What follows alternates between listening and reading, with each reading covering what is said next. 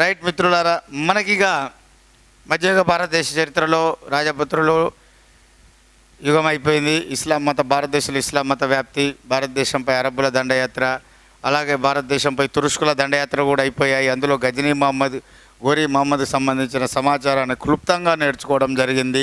ఇక మనకు 3 ఉంటాయి: ఢిల్లీ సుల్తాన్లు, మొఘళ్ళు, మరాఠాలు. ఈ 3 మనం కంప్లీట్ చేసుకుంటే మనకు మధ్యయుగ భారతదేశ చరిత్ర అనేది కంప్లీట్ అవుతుంది. ఇందులో మరి మనం చూడవలసినటువంటి టాపిక్ ఢిల్లీ సుల్తానుల యుగం.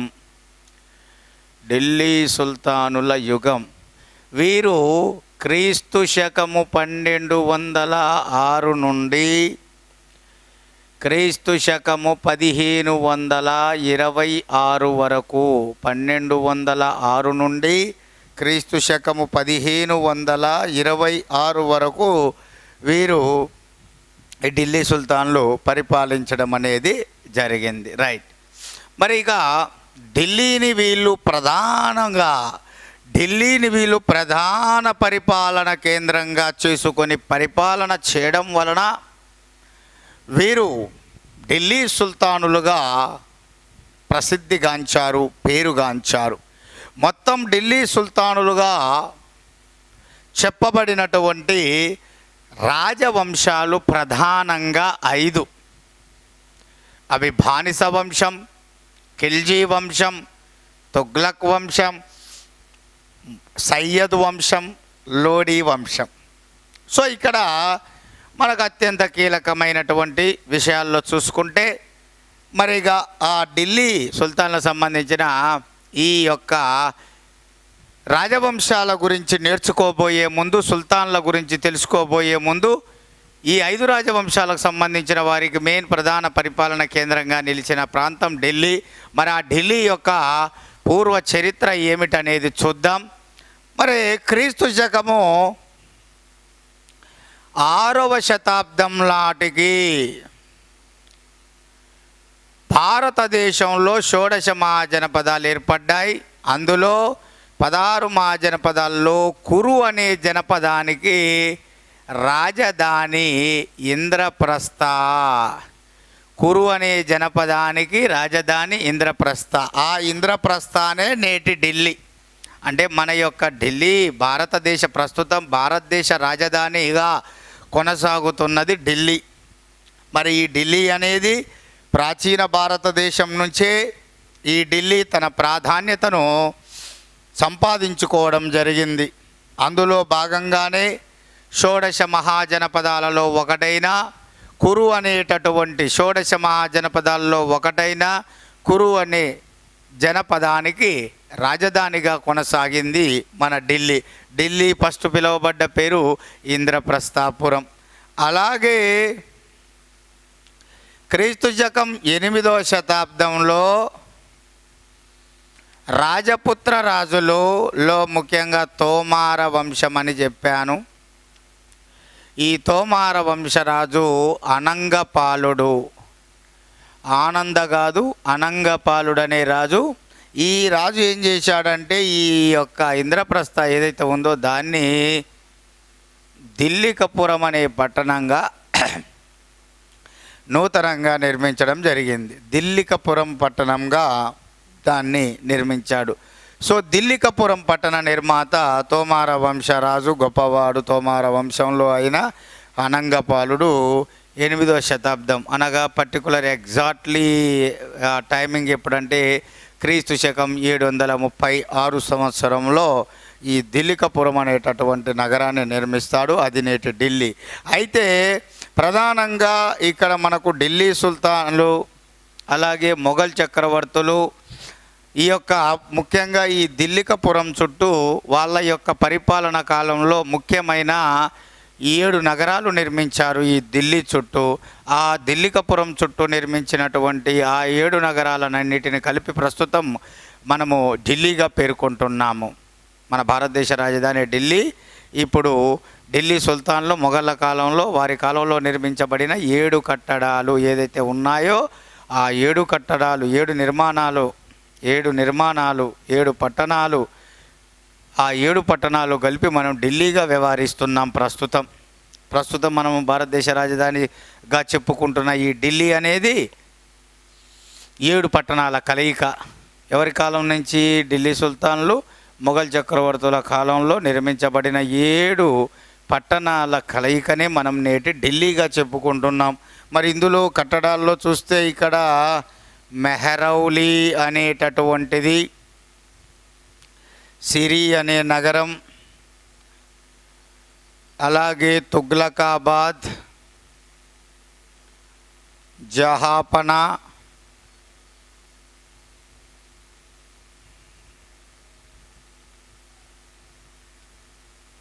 ఫిరోజాబాద్, మెహరౌలీ, సిరి, తుగ్లకాబాద్, జహాపనా, ఫిరోజాబాద్. అత్యంత కీలకమైనటువంటిది దీన్ పనహా,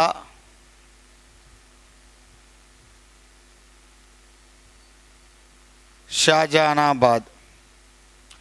సో మెహరౌలీ, సిరి, తుగ్లకాబాద్, అలాగే జహాపనా అనేటటువంటిది, అలాగే ఫిరోజాబాద్, అలాగే మనకు దీన్ పనహా, అలాగే మనకు షాజహానాబాద్. ఇవి మనకు ముఖ్యంగా ఢిల్లీ మొఘల్ చక్రవర్తుల కాలంలో నిర్మించబడిన ఈ దిల్లికపురం చుట్టూ నిర్మించబడిన పట్టణాల 7టిని కలిపి ప్రస్తుతం మనము న్యూఢిల్లీ మన భారతదేశ రాజధానిగా పిలుస్తున్నాము, ఢిల్లీగా. ఇక్కడ మెహరౌలీ పట్టణాన్ని నిర్మించింది కుతుబుద్దీన్ ఐబక్, సిరి నగరాన్ని అల్లావుద్దీన్ ఖిల్జీ, తుగ్లకాబాద్ నిర్మించింది మనకు గియాజుద్దీన్ తుగ్లక్, జహాపన నగరాన్ని నిర్మించింది మహమ్మద్ బిన్ తుగ్లక్, ఫిరోజాబాద్ అనేది ఫిరోజ్ షా తుగ్లక్ అనేటటువంటి వాడు. అలాగే మనకు దీన్ పనహా అనేటటువంటిది నగరాన్ని హుమాయూన్, షాజహానాబాద్ అనేటటువంటిది షాజహాన్. సో ఇలా ఢిల్లీ సుల్తానులు మరియు మొఘల్ చక్రవర్తులు వీరి కాలంలో దిల్లికపురం చుట్టూ నిర్మించబడిన ముఖ్యమైన ఢిల్లీ సుల్తాన్లు మరియు మొఘల్ చక్రవర్తుల కాలం నాటి ముఖ్యమైనటువంటి నిర్మాణాలు. సో మరి అత్యంత కీలకమైనటువంటి ఈ ఢిల్లీని కేంద్రంగా చేసుకొని మరి 1206 నుంచి 1526 వరకు పరిపాలించిన ఈ యొక్క ఢిల్లీ సుల్తానులు ఎవరు అంటే ఇందాకే చెప్పాను, ప్రధానంగా 5 రాజవంశాలు. ఢిల్లీని ప్రధాన కేంద్రంగా, పరిపాలన కేంద్రంగా చేసుకొని 5 రాజవంశాలు పరిపాలించడం అనేది జరిగింది 1206 నుంచి 1526 వరకు. ఇందులో మనకు చూస్తే ఫస్ట్ మనకు బానిస వంశం, ఖిల్జీ వంశం, అలాగే మనకు తుగ్లక్ వంశం, బానిస వంశం, ఖిల్జీ వంశం, తుగ్లక్ వంశం, అలాగే సయ్యద్ వంశం, అలాగే మనకు లోడీ వంశం. సో ముఖ్యంగా మనకి ఇక్కడ బానిస వంశం, ఖిల్జీ వంశం, అలాగే తుగ్లక్ వంశం, అలాగే సయ్యద్ వంశం, అలాగే లోడీ వంశం. ఇవి ప్రధానంగా ఈ 5 రాజవంశాలకు సంబంధించిన సుల్తానులను ఢిల్లీ సుల్తాన్లుగా చెప్తారు. ప్రధానంగా ఈ 5 రాజవంశాలకు సంబంధించిన సుల్తాన్లను ఢిల్లీ సుల్తాన్లుగా చెప్తారు. ఇందులో మనకు అత్యంత కీలకమైనటువంటిది చూస్తే ఇక్కడ బానిస వంశము క్రీస్తు శకం 1206 నుంచి క్రీస్తు శకం 1290. వీరి పరిపాలన, ఖిల్జీ పరిపాలన కాలం క్రీస్తు శకం 1290 నుండి క్రీస్తు శకం 1320. సో తుగ్లకు క్రీస్తు శకం 1320 నుంచి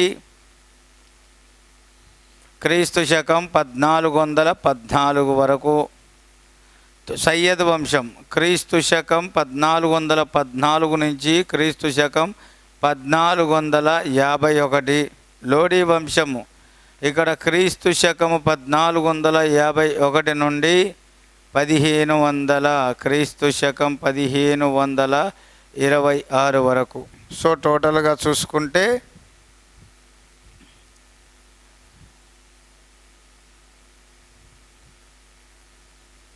సో ఇది అంటే ఢిల్లీని పరిపాలించిన ప్రధాన రాజవంశాలు 5. అలాగే ఈ రాజవంశాలకు సంబంధించిన పరిపాలనా కాలం అది. సో ఇక్కడ మనకు తెలవాల్సింది ఈ చార్ట్ ద్వారా మనకు అత్యంత కీలకమైనటువంటి మరో ముఖ్యమైనటువంటి విషయం.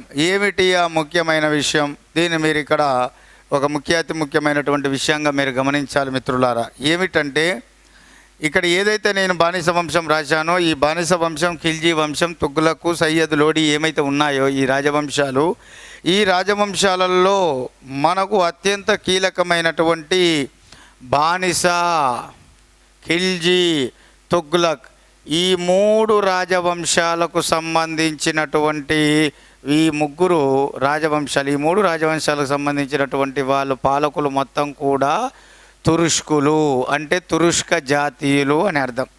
సో బానిస వంశానికి సంబంధించినటువంటి వారు ఇక్కడ ఖిల్జీ వంశం, తుగ్లక్ వంశం సంబంధించినటువంటి వారు తురుష్క జాతీయులు, తురుష్కులు. ఇందులో సయ్యద్ అనేటటువంటి వారు ఎవరైతే ఉన్నారో వీరు అరబ్బు జాతీయులు, వీరు అరబ్బులు. సయ్యదులు అనేవారు అరబ్బులు. ఇక మిగులున్నటువంటి వారు ఎవరంటే లోడీ వంశం వాళ్ళు. ఈ లోడీ వంశం వాళ్ళు ఏ జాతీయులు అంటే ఆఫ్ఘన్ జాతీయులు, ఆఫ్ఘన్లు. సో ఢిల్లీని 5 రాజవంశాలు పరిపాలించాయి. అందులో 5 మొదటి 3 బానిస, ఖిల్జీ, తుగ్లక్ వంశానికి సంబంధించిన పాలకులు తురుష్క జాతీయులు. సయ్యద్ వంశానికి సంబంధించిన వారు అరబ్బులు.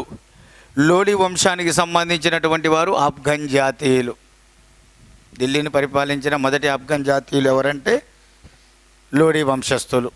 సో ఇది ఇందులో మరి ఈ 5 రాజవంశాల్లో ఎక్కువ కాలం ఢిల్లీని పరిపాలించింది ఏమిది? ఎక్కువ కాలం పరిపాలించింది అంటే ఇక్కడ మనకు ఎక్కువ కాలం, ఎక్కువ సంవత్సరాలు పరిపాలించింది ఏంటంటే మనకు 100% తుగ్లక్. ఢిల్లీ సుల్తాన్లకు సంబంధించిన 5 రాజవంశాల్లో ఎక్కువ కాలం పరిపాలించిన సుల్తానులు ఎవరయ్యా అంటే తుగ్లక్ వంశానికి చెందినవారు. తుగ్లక్ వంశం అనేది ఎక్కువ కాలం పరిపాలించడం జరిగింది. మరి తక్కువ కాలం ఎవరు పరిపాలించారు అంటే తక్కువ కాలం పరిపాలించింది ఎవరంటే ఇక్కడ 30 సంవత్సరాలు ఖిల్జీ వంశం. ఎక్కువ కాలం పరిపాలించింది తుగ్లక్ వంశీయులు, తక్కువ కాలం పరిపాలించింది ఖిల్జీ వంశానికి చెందినటువంటి పాలకులు. ఇది ఇక్కడ మీకు క్లియర్గా ఇక్కడ గుర్తు రావాలి. సో ఇక్కడ నేను చెప్పేది ఈ చార్టు నుంచి ఇంకొక ముఖ్యమైన విషయం ఏంటంటే ఈ 5 రాజవంశాలకు సంబంధించినటువంటి సుల్తానుల్లో ఈ ఓవరాల్గా ఢిల్లీ సుల్తానులందరిలోకెల్లా ఓవరాల్గా ఈ 5 రాజవంశాలకు సంబంధించినటువంటి సుల్తానులందరిలోకెల్లా గొప్పవాడు ఎవరయ్యా అంటే మీరు ఈ పేరు చెప్పాలి, అల్లావుద్దీన్ ఖిల్జీ. ఢిల్లీ సుల్తానులందరిలోకెల్లా ఒకే ఒక్కడు నిరక్షరాస్యుడు ఎవరయ్యా అన్నా కూడా అతను కూడా సేమ్ అల్లావుద్దీన్. ఈ చార్ట్ చూడగానే ఇప్పుడు నేను చెప్పిన ఈ అంశాలతో పాటు ఇవి గుర్తు రావాలి. ఢిల్లీ సుల్తానులందరిలోకెల్లా, ఒక రాజవంశం కాదు, 5 రాజవంశాలందరినీ కలిపి ఢిల్లీ సుల్తానులు అంటారు. అటువంటి ఢిల్లీ సుల్తానులందరిలోకెల్లా గొప్పవాడు ఎవరంటే అల్లావుద్దీన్ ఖిల్జీ. ఢిల్లీ సుల్తానులందరిలోకెల్లా నిరక్షరాస్యుడు, చదువురానటువంటి వాడు ఎవరయ్యా అంటే ఆయన కూడా అల్లావుద్దీన్ ఖిల్జీ. ఇంకొక విషయం మీకు గుర్తు రావాలి, ఒకటే విషయం ఈ చార్టు నుంచి.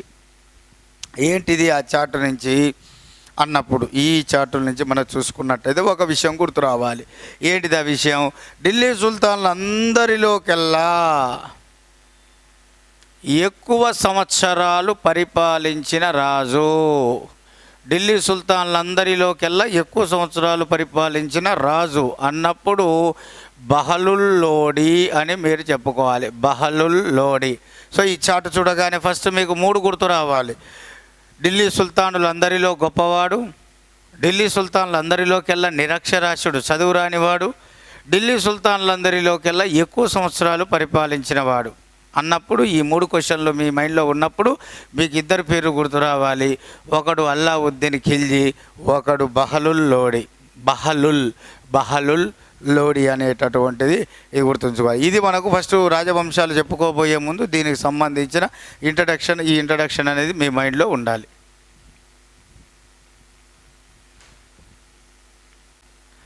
ఇక్కడ మనకు ఫస్ట్ మరి 5 రాజవంశాలు చూసాం. అందులో ఫస్ట్ మనకు మొదటి వంశమైన బానిస వంశం గురించి చూద్దాం మిత్రులారా. ఫస్ట్ ఏ వంశం అది? బానిస వంశం. మరి ఈ బానిస వంశము 1206 నుంచి 1290 వరకు కొనసాగిందని చెప్పాము, అవునా? 1206 నుంచి 1290 వరకు కొనసాగింది. మరి ఈ బానిస వంశానికి అసలు పేరేమిటయ్యా అంటే మమ్లుక్ వంశం. మమ్లుక్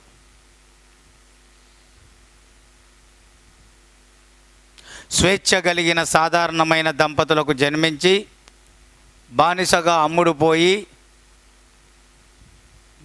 అమ్ముడుపోయి తన జీవితాన్ని ప్రారంభించినటువంటి వారు ఎవరైతే ఉంటారో వాళ్ళని మమ్లుక్ అంటారు. అంటే ఇక్కడ అర్థం ఏంటంటే మమ్లుక్ అంటే ఇక్కడ మీకు బానిస అని అర్థం. ఇక్కడ యాక్చువల్గా ఈ వంశం మమ్లుక్ వంశం. మమ్లుక్కులు, మముటర్కులుగా పిలువబడ్డారు వీరు బానిసలు. మరి బానిస వంశం ఎందుకు అన్నాం? అసలు మమ్లుక్ అని ఎందుకు వచ్చింది అంటే ఈ బానిస వంశానికి సంబంధించిన సుల్తాన్లంతా కూడా సాధారణమైన స్వేచ్ఛ కలిగిన దంపతులకు జన్మించి తర్వాత బానిసగా అమ్ముడుపోయి సుల్తానుగా సింహాసనం అధిష్ఠించి ఇక్కడ ఢిల్లీని పరిపాలించడం అనేది జరిగింది. యాక్చువల్గా ఇక్కడ నేను చెప్పే విషయం ఏమిటంటే దాదాపుగా ఇక్కడ ఈ ఢిల్లీ సుల్తానుల్లో బానిస వంశానికి సంబంధించినటువంటి వారు మనకు దాదాపు మొత్తం కలిపితే మనకు ఇక్కడ 10 మంది ఉన్నారు. మనకు మొత్తం 10 మంది కలరు. బానిస వంశానికి చెందిన పాలకులు 10 మంది కలరు. ఈ 10 మంది బానిస వంశానికి సంబంధించిన పాలకులలో ముగ్గురు హైబక్, హిల్టుట్మిష్, అలాగే బాల్బన్ 10 మంది పాలకులలో, బానిస వంశానికి సంబంధించిన 10 మంది పాలకులలో 3 బానిసలు కావడం చేత ఆ 3 నిజమైనటువంటి పరిపాలన చేసి ఢిల్లీని అభివృద్ధి పరచడం జరిగింది. ప్లస్ వీళ్ళు 3 కూడా బానిసలు కావడం వలన ఈ యొక్క వంశానికి, మమ్లుక్ వంశానికి బానిస వంశమని పేరు రావడం అనేది జరిగింది. మొత్తం ఎంతమంది? 10 మంది. అందులో 3 బానిసలు కావడం వలన ఈ వంశానికి బానిస వంశం అని పేరు రావడం జరిగింది. ఇక్కడ అత్యంత కీలకమైనటువంటి విషయం మీరు ఇక్కడ ఒకటి గమనించాలి మిత్రులారా. ఈ బానిస వంశానికి సంబంధించిన దాంట్లో అత్యంత కీలకమైనటువంటి పరిపాలకులు ఒకసారి మనం ఇక్కడ చూస్తే ఫస్ట్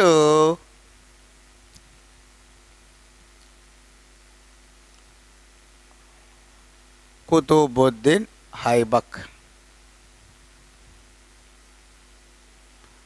క్రీస్తు శకము 1206 నుంచి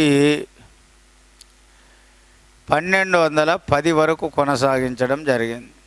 క్రీస్తు శకం 1206 నుంచి 1210 వరకు. ఈ కుతుబుద్దీన్ ఐబక్ అనేటటువంటి వాడు యాక్చువల్గా టర్కీలోని ఐబక్ తెగకు చెందినవాడు. ఈ ఐబక్ అంటే చంద్రునికి ప్రభువు. ఐబక్ అంటే చంద్రుని తెగ లేదా చంద్రునికి ప్రభువు అనే అర్థం. యాక్చువల్గా కుతుబుద్దీన్ అనేటటువంటి వాడు టర్కీలో ఐబక్ తెగకు చెందినవాడు. అందుకని అతను కుతుబుద్దీన్ ఐబక్గా పిలువబడ్డాడు. ఐబక్ అంటే చంద్రునికి ప్రభువు అని చెప్పేసి అర్థం. మరి ఇక్కడ ఈ కుతుబుద్దీన్ ఐబక్ అనేటటువంటి వాడు సాధారణమైన స్వేచ్ఛ కలిగిన దంపతులకే జన్మించాడు. కానీ ఇతడిని చిన్నతనంలోనే బాల్యంలోనే నిషాపూర్లో ఇతన్ని అమ్మడం జరిగింది. నిషాపూర్లో బానిసగా అమ్మడం జరిగింది. అక్కడి నుంచి ఇతడు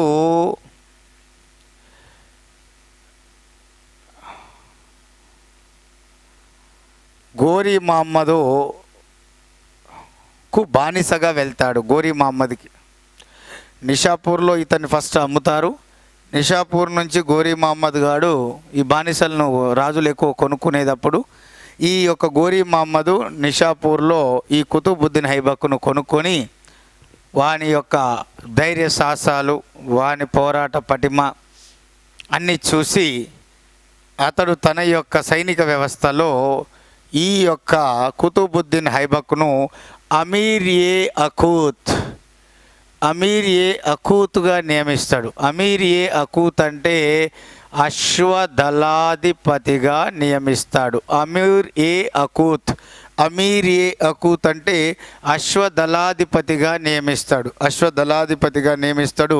ఎవరినయ్యా అంటే ఈ యొక్క కుతుబుద్దీన్ ఐబక్ని. అంతేకాదు ఈ యొక్క కుతుబుద్దీన్ ఐబక్ తన సుల్తాన్ అయిన గోరీ మహమ్మద్కు నమ్మకంగా ఉంటూ క్రీస్తు శకం 1192లో జరిగిన రెండవ తరైన్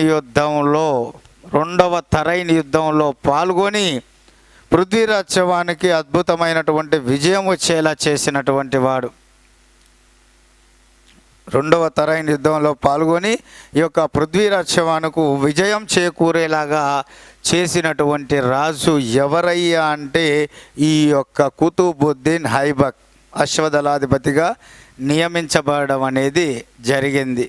ఈయన ముఖ్యంగా ఈ యొక్క బానిస వంశానికి సంబంధించిన కుతుబుద్దీన్ ఐబక్ అనేటటువంటి వాడు ప్రధానంగా ఈ గోరీ మహమ్మద్ సేనానిగా ఉన్న ఇతడు గోరీ మహమ్మద్ 1206లో చనిపోగానే ఇతడు ఢిల్లీ ప్రాంతాన్ని స్వతంత్రిస్తాడు. ఇక్కడ కుతుబుద్దీన్ ఐబక్తో పాటు అతని కింద సైన్యాధిపతులుగా గోరీ మహమ్మద్ కింద మరో సైన్యాధిపతులు ఇద్దరు ఉంటారు. తాజుద్దీన్ యాల్డజ్ అనేవాడు, నాసిరుద్దీన్ కుబాచా అనేటటువంటి వాడు, తాజుద్దీన్ ఎల్డజ్ అనే వాళ్ళిద్దరు ఉంటారు. గోరీ మహమ్మద్ చనిపోయిన తర్వాత గోరీ మహమ్మద్కి యాక్చువల్ వారసులు లేరు కాబట్టి గోరీ మహమ్మద్ దగ్గర ఉన్న ప్రధాన సైన్యాధిపతులే గోరీ మహమ్మద్ ఆక్రమించిన భూభాగాల మీద ఒక్కొక్క ప్రాంతాన్ని స్వతంత్రించి వాళ్ళే సుల్తానులుగా చలామణి అవుతారు. అట్లా అయిన వాళ్ళే వీళ్ళు. బానిస వంశంలో మొట్టమొదటి వాడైన కుతుబుద్దీన్ ఐబక్ ఈ 1206లో గోరీ మహమ్మద్ మరణించిన తర్వాత ఢిల్లీ ప్రాంతాన్ని స్వతంత్రిస్తాడు. తాజుద్దీన్ ఎల్డజ్ గాడు గజనీ ప్రాంతాన్ని స్వతంత్రిస్తాడు. ఈ నాసిరుద్దీన్ కుబాచా అనేవాడు ముల్తాన్ ప్రాంతాన్ని స్వతంత్రిస్తాడు. ముగ్గురు తల ఒక్కొక్క ప్రాంతాన్ని స్వతంత్రిస్తారు. నాసిరుద్దీన్ కుబాచా ముల్తాన్ ప్రాంతం, తాజుద్దీన్ ఎల్డజ్ గజనీ ప్రాంతం, ఢిల్లీ ప్రాంతాన్ని స్వతంత్రించిన వాడు మన కుతుబుద్దీన్ ఐబక్. ఈ యొక్క కుతుబుద్దీన్ ఐబక్ గాడు ఢిల్లీ ప్రాంతాన్ని స్వతంత్రించి లాహోర్ను రాజధానిగా చేసుకొని ఢిల్లీ కాకుండా లాహోర్ను రాజధానిగా చేసుకొని పరిపాలన చేయడం అనేది జరుగుతుంది. ఢిల్లీ ప్రాంతాన్ని స్వతంత్రించి లాహోర్ను రాజధానిగా చేసుకొని పరిపాలించాడు. సో ఢిల్లీని రాజధానిగా కొనని ఏకైక ఢిల్లీని రాజధానిగా చేసుకొనని ఏకైక ఢిల్లీ సుల్తాన్ అంటాడు. అప్పుడు ఆన్సర్ ఏంటంటే కుతుబుద్దీన్ ఐబక్. ఎందుకంటే కుతుబుద్దీన్ ఐబక్ యొక్క రాజధాని లాహోర్. ఢిల్లీని స్వతంత్రిస్తాడు కానీ తన రాజధానిగా దేని చేసుకుంటాడంటే లాహోర్. కాబట్టి క్వశ్చన్ రేపు ఢిల్లీని రాజధానిగా చేసుకోకుండా పరిపాలించిన ఏకైక ఢిల్లీ సుల్తాన్ అంటే మీ ఆన్సర్ ఏమిటయ్యా అంటే one and only Qutubuddin Aibak అని చెప్పేసి అనాలి. అంతేకాదు కుతుబుద్దీన్ ఐబక్ చాలా తెలివిగలవాడు. వీళ్ళతో వైవాహిక సంబంధాలను కొనసాగించడం జరిగింది కుతుబుద్దీన్ ఐబక్. తన యొక్క రాజ్యాన్ని పటిష్టవంతమైనటువంటి స్థితిలో ఉంచుకోవడానికి. మరి ఈ కుతుబుద్దీన్ ఐబక్ అనేవాడు తాజుద్దీన్ గజనీ ప్రాంత పాలకుడైన తాజుద్దీన్ ఎల్డస్ కూతురుని వివాహం చేసుకుంటాడు. ఇక్కడ ముల్తాన్ ప్రాంత పాలకుడైన నాసిరుద్దీన్ కుబాచాకు కుతుబుద్దీన్ ఐబక్ తన సొంత చెల్లెల్నిచ్చి పెళ్లి చేస్తాడు. శక్తి సామర్థ్యాలతో ముందుకు దూసుకెళ్తున్న ఇల్టుట్మిష్కు తన కూతుర్నిచ్చి పెళ్లి చేస్తాడు. ఇల్టుట్మిష్కు తన కూతుర్నిచ్చి పెళ్లి చేస్తాడు. ఇక్కడ గజనీ ప్రాంత పాలకుడైన తాజుద్దీన్ ఎల్డస్కు కూతుర్ని పెళ్లి చేసుకుంటాడు. తన సొంత చెల్లెల్ని నాసిరుద్దీన్ కుబాజాకి ఇచ్చి పెళ్లి చేస్తాడు. ఇక్కడ తన కూతురు కుతుబుద్దీన్ ఐబక్ తన కూతురుని తనకు బానిసగా ఉన్న ఇల్టుట్మిష్ శక్తి సామర్థ్యాలు ధైర్య సాహసాలు చూసి ఇల్టుట్మిష్కు తన కూతుర్నిచ్చి పెళ్లి చేయడం అనేది జరుగుతుంది. అప్పుడు ఇల్టుట్మిష్కు తన కూతుర్నిచ్చి పెళ్లి చేసినప్పుడు ఇల్టుట్మిష్ బడయాన్కి గవర్నర్గా ఉంటాడు. కుతుబుద్దీన్ ఐబక్ ఆలయంలో బడయాన్ ప్రాంతానికి గవర్నర్గా, అంటే ఢిల్లీ సుల్తాన్ కాకముందు ఇల్టుట్మిష్ అనేవాడు బడయాన్ ప్రాంతానికి గవర్నర్గా ఉండడం అనేది జరిగింది. సో ఇలా పూర్తి స్థాయిలో అందరితో ఇక్కడ వైవాహిక సంబంధాలు కలిపేసుకొని రాజ్యాన్ని పటిష్టవంతమైనటువంటి స్థితిలో ఉంచడానికి ఈయన ప్రయత్నం చేయడం అనేది జరిగింది. ఈయన గురించి, ఈయన అద్భుతమైనటువంటి వ్యక్తిత్వ గుణాలను గురించి ముఖ్యమైన ఒక చరిత్రకారుడు ఇతన్ని ఈ విధంగా కీర్తించడం జరిగింది. లాక్ బక్ష్ అంటే అక్షరాల లక్షలిచ్చువాడు, అక్షరాల లక్షలిచ్చువాడు అని అర్థం. లాక్ బక్ష్ అంటే అక్షరాల లక్షలిచ్చువాడని. కుతుబుద్దీన్ ఐబక్ను లాక్ బక్షుగా కీర్తించినటువంటి వారు ఎవరయ్యా అంటే అబీబుల్లా అనే చరిత్రకారుడు. కుతుబుద్దీన్ ఐబక్ను లాక్ బక్షుగా అభివర్ణించిన చరిత్రకారుడు అబీబుల్లా అనే చరిత్రకారుడు. మరి ఈ కుతుబుద్దీన్ ఐబక్ అనేటటువంటి వాడు ముఖ్యంగా అత్యంత కీలకమైనటువంటి కలింజర్ కోటను పరిపాలించి పరమార దేవుణ్ణి ఓడించాడు. ఈ కలింజర్తో పాటుగా ఇక్కడ మనకు ఢిల్లీ, మీరట్, ఆసిమి, రణతంబోర్ వంటి దుర్గాలను కూడా ఈయన జయించాడు. ఢిల్లీ, మీరట్, ఆసిమి, రణతంబోర్ కాడ ఉన్న కోటలు ఆక్రమించి అక్కడ కోటల మీద ఆధిపత్యం సంపాదించాడు. ముఖ్యంగా కలింజర్ ప్రాంత పాలకుడైన పరమార దేవుణ్ణి ఓడించి ఈ కలింజర్ ప్రాంతాన్ని కూడా ఆక్రమించడం జరిగింది. ఇక్కడ మరి తాజుద్దీన్ ఎల్డస్ తన మామ చేసుకున్న ఈ యొక్క కుతుబుద్దీన్ ఐబక్ అనేటటువంటి వాడు ఈ యొక్క తాజుద్దీన్ ఎల్డస్ను పక్కకు పెట్టి గజనీ ఢిల్లీ ప్రాంతాలను రెండింటిని కలిపి పరిపాలన చేస్తే అద్భుతంగా ఉంటుంది, ఆదాయం రాజ్యానికి ఎక్కువ చేకూరుతుంది, సామ్రాజ్యం విస్తరించినట్లుగా అవుతుందని భావించి తన మామను గద్దె దించి గజనీ ఢిల్లీలను కలిపి పరిపాలన చేయాలని ప్లాన్ చేస్తాడు, రెండింటిని కలపాలని. కానీ తన మామను గద్దె దించి గజనీ ఢిల్లీలను ఎప్పుడైతే కలిపి పరిపాలించాలన్న ఆలోచన వచ్చిందో ఆ ఆలోచన ఆచరణలో పెట్టాడు. తన మామనైతే పక్కకు పెట్టాడు, గజనీని చేజిక్కించుకున్నాడు. కానీ చివరికి ఏమైంది, 12 మన వీళ్ళంతా కూడా తిరుగుబాటు చేశారు కుతుబుద్దీన్ ఐబక్ మీద. ఎందుకు తిరుగుబాటు చేశారు అంటే ఈ కుతుబుద్దీన్ ఐబక్ మత్తు పానీయాలకు బానిస కావడంతో పరిపాలన అస్తవ్యస్తంగా ఉండడం జరిగింది.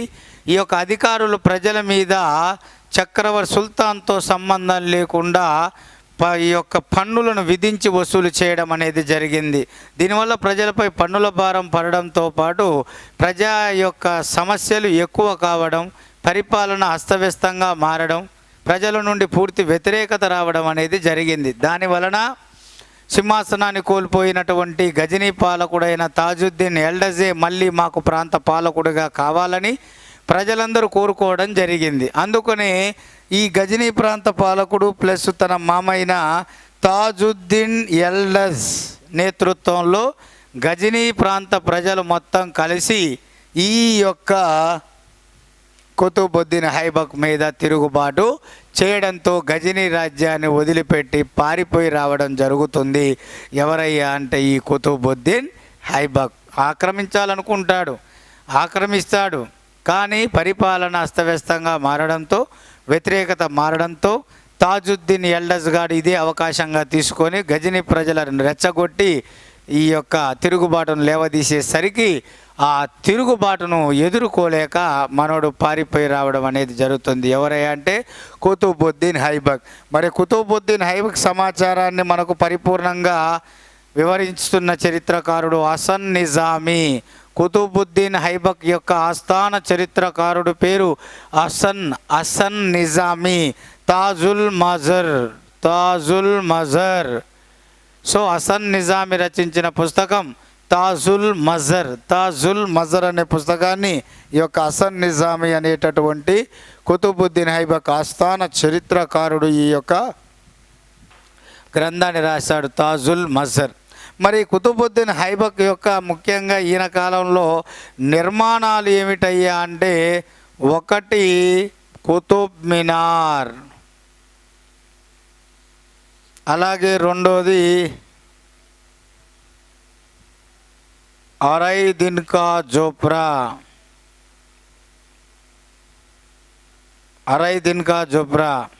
ఇక్కడ మనకు అత్యంత ముఖ్యమైనది కువ్వత్ ఉల్ ఇస్లాం అనేటటువంటిది. సో కుతుబ్ మినార్, అరై దిన్ కా జోప్రా, కువ్వత్ ఉల్ ఇస్లాం. ఇందులో ఈ యొక్క అరై దిన్ కా జోప్రా, కువ్వత్ ఉల్ ఇస్లాంలు అనేవి రెండు కూడా మసీదులు. ఈ కుతుబ్ మినార్ అనేది ఇది భవన నిర్మాణం. సో ఈ రెండేమో అరై దిన్ కా సో ఇక్కడ మన ఈయన కాలం నాటి నిర్మాణాలు చూస్తే ఇక్కడ మనకు కుతుబ్ మినార్ అనేటటువంటిది, అలాగే అరై దిన్ కా జోప్రా అనేటటువంటిది, అలాగే ఇక్కడ కువ్వత్ ఉల్ ఇస్లాం అని. ఇందులో ఈ రెండు మసీదులు. కుతుబ్ మినార్ మన సాధారణ భవన నిర్మాణం. మరి ఇందులో కుతుబ్ మినార్, కువ్వత్ ఉల్ ఇస్లాం రెండు కూడా ఢిల్లీలో నిర్మించబడ్డాయి. అరై దిన్ కా జోప్రా మాత్రం రాజస్థాన్లోని అజ్మీరులో నిర్మించడం అనేది జరిగింది. మరి ఈ మూడు నిర్మాణాలలో కుతుబ్ మినార్ నిర్మాణాన్ని ఢిల్లీలో మెహరౌలికి సమీపాన నిర్మిస్తాడు. యాక్చువల్గా ఈ కుతుబ్ మినార్ నిర్మాణంలో మొత్తం ఇది యాక్చువల్గా 4 అంతస్తుల నిర్మాణం అండి. 4 అంతస్తుల నిర్మాణం. ఇందులో ఈయన మొదటి అంతస్తును మాత్రమే నిర్మిస్తాడు. మొత్తం 4 అంతస్తుల నిర్మాణం కుతుబ్ మినారు. ఇందులో మనకు ఫస్ట్ 4, తర్వాత ఒకటి పెరుగుతుంది చెప్తాను. ఫస్ట్ 4 అంతస్తుల నిర్మాణం అనుకుంటారు. అందులో మొదటి అంతస్తును మాత్రమే మనోడు నిర్మిస్తాడు, మొదటి అంతస్తును. సో ఇతని తర్వాత వచ్చిన ఇతని అల్లుడైన ఇల్టుట్మిష్ గాడు ఏం చేస్తాడు, మిగిలిన 3 అంతస్తులను నిర్మించి నిర్మాణాన్ని పూర్తి చేస్తాడు.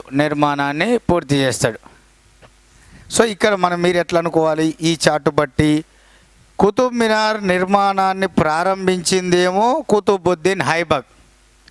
కుతుబ్ మినార్ నిర్మాణాన్ని పూర్తి చేసింది ఎవరయ్యా అంటే అతని అల్లుడైన ఇల్టుట్మిష్. ఇక్కడ కుతుబ్ మినార్ నిర్మాణాన్ని ప్రారంభించింది మాత్రమే కుతుబుద్దీన్ ఐబక్, అది కూడా మొదటి అంతస్తు మాత్రమే. మరి కుతుబ్ మినార్ నిర్మాణంలో మిగిలిన 3 అంతస్తులను నిర్మించి కుతుబ్ మినార్ నిర్మాణమును పూర్తి చేసింది ఎవరయ్యా అంటే ఈ యొక్క ఇల్టుట్మిష్. భూకంపాలు పిడుగుల దాటికి శిథిలమైన కుతుబ్ మినార్కి మరమ్మతులు చేయించి 5వ అంతస్తును మరమ్మతులు చేయించడంతో పాటు ఐదవ అంతస్తును యాడ్ చేసిన వాడు, ఐదవ అంతస్తును నిర్మించిన వాడు ఎవరయ్యా అంటే ఫిరోజ్ షా తుగ్లక్ అని మీరు చెప్పాలి. ఎవరయ్యా అంటే ఫిరోజ్ షా తుగ్లక్. సో ఇక్కడ ఫిరోజ్ షా తుగ్లక్ మరమ్మతులు చేయించడం, అలాగే ఐదవ అంతస్తును యాడ్ చేయడం ఎవరంటే ఢిల్లీ సుల్తానుల్లో ఫిరోజ్ షా తుగ్లక్. ఇప్పుడు చెప్పండి, కుతుబ్ మినార్ నిర్మాణాన్ని ప్రారంభించింది కుతుబుద్దీన్ ఐబక్. కుతుబ్ మినార్ నిర్మాణాన్ని పూర్తి చేసింది ఇల్టుట్మిష్. కుతుబ్ మినార్ అనేది భూకంపాల దాటికి శిథిలమైపోయినప్పుడు ఆ కుతుబ్ మినార్ నిర్మాణానికి మరమ్మతులు చేయించడంతో పాటు ఐదవ అంతస్తును యాడ్ చేసింది ఎవరయ్యా అంటే ఈ యొక్క ఫిరోజ్ షా తుగ్లక్ అనేటటువంటిది మీకు ఇక్కడ గుర్తు రావాలి. ఫిరోజ్ షా తుగ్లక్ అనేటటువంటిది ఇక్కడ మీకు పూర్తిగా గుర్తు రావాల్సినటువంటి విషయం. ఓకేనా? ఇక్కడ ఈ విషయాన్ని మీరు ఇక్కడ క్లియర్గా గుర్తుంచుకుంటే సరిపోతుంది. మరి ఈ ఢిల్లీలో ఈ కుతుబ్ మినార్ నిర్మాణాన్ని పూర్తి స్థాయిలో మరి ఈ అత్యంత కీలకమైనటువంటి ఈ కుతుబుద్దీన్ ఐబక్ అనేటటువంటి వాడు దేని కొరకు నిర్మించాడంటే తన సూఫీ మత గురువైన ఖ్వాజా కుతుబుద్దీన్ బఖ్తియార్ కాకి తన సూఫీ మత గురువైన ఖ్వాజా కుతుబుద్దీన్ బఖ్తియార్ కాకి గౌరవార్థం కుతుబుద్దీన్ ఐబక్ అనేవాడు ఈ యొక్క ఢిల్లీలో కుతుబ్ మినార్ నిర్మాణాన్ని ప్రారంభించడం జరిగింది. మరి ఇక్కడ ఇందులో ఈ మూడిట్లో ఒక ప్రాధాన్యత చూసాము. ఇందులో మనకు ఏమంటారు దీన్ని కుతుబ్ మినార్ మనకు యాక్చువల్గా ఈ మూడిట్లో కుతుబ్ మినార్ తర్వాత ప్రాధాన్యత కలిగింది కువ్వత్ ఉల్ ఇస్లాం. ఇందులో మొట్టమొదటిసారిగా ఇండో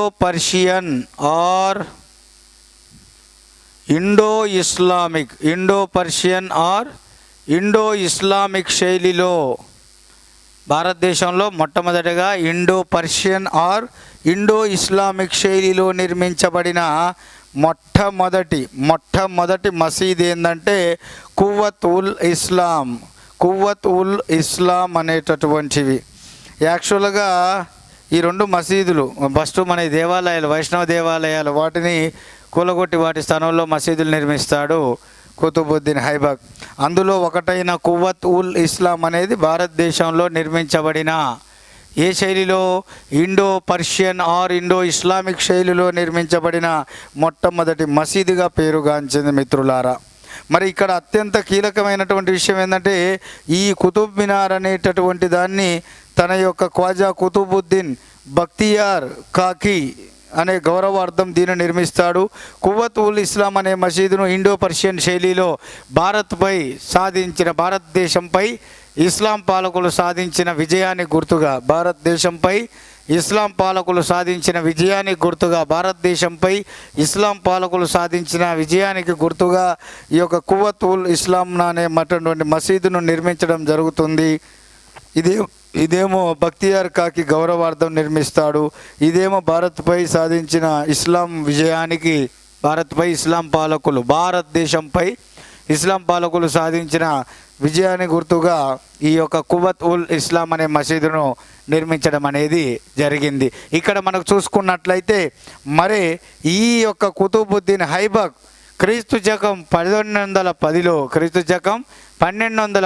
తన ఇష్టమైన ఆట అయిన చౌగన్ లేదా పోలో క్రీస్తు శకం 1210లో తనకి ఇష్టమైన ఆట చౌగన్ లేదా పోలో అనేటటువంటి ఆట ఆడతారు. గుర్రం మీద వేగంగా పరిగెత్తుతూ మన చేతిలో ఉన్నటువంటి స్టిక్తో ఆ కింద ఉన్నటువంటి ఆ చిన్న బాల్ను అనుకున్న నిర్ణీత ప్రదేశంలో పడేయాలన్నట్టు. సో అది పోలో ఆట ఆడతారు, అది పోలో ఆట అంటాము. అటువంటి పోలో లేదా చౌగన అనేటటువంటి ఆట ఆడుతూ 1210లో ఆ గుర్రం మీద నుండి జారిపడి ప్రమాదవశాత్తు మరణించాడు ఈ యొక్క కుతుబుద్దీన్ ఐబక్ అనేవాడు. సో అలా 1210లో కుతుబుద్దీన్ ఐబక్ మరణిస్తాడు.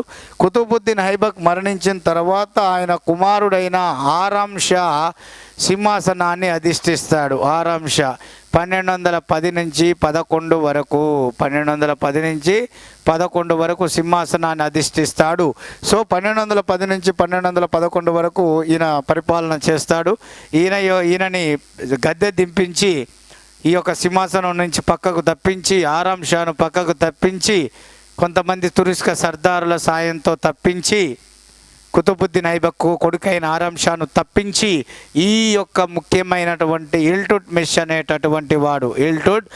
అనేవాడు ఢిల్లీ సింహాసనాన్ని అధిష్ఠిస్తాడు. అలా కుతుబుద్దీన్ ఐబక్ తర్వాత అతని కుమారుడు ఆరం షా, ఆ ఆరం షాను సింహాసనం నుంచి పక్కకు తొలగించి కుతుబుద్దీన్ ఐబక్ అల్లుడైన ఇల్టుట్మిష్ అనేవాడు నెక్స్ట్ ఢిల్లీ సుల్తానుగా సింహాసనం అనేది అధిష్ఠించడం జరిగింది. సో నెక్స్ట్ మనము ఆ ఇల్టుట్మిష్ సంబంధించిన సమాచారాన్ని చూద్దాం.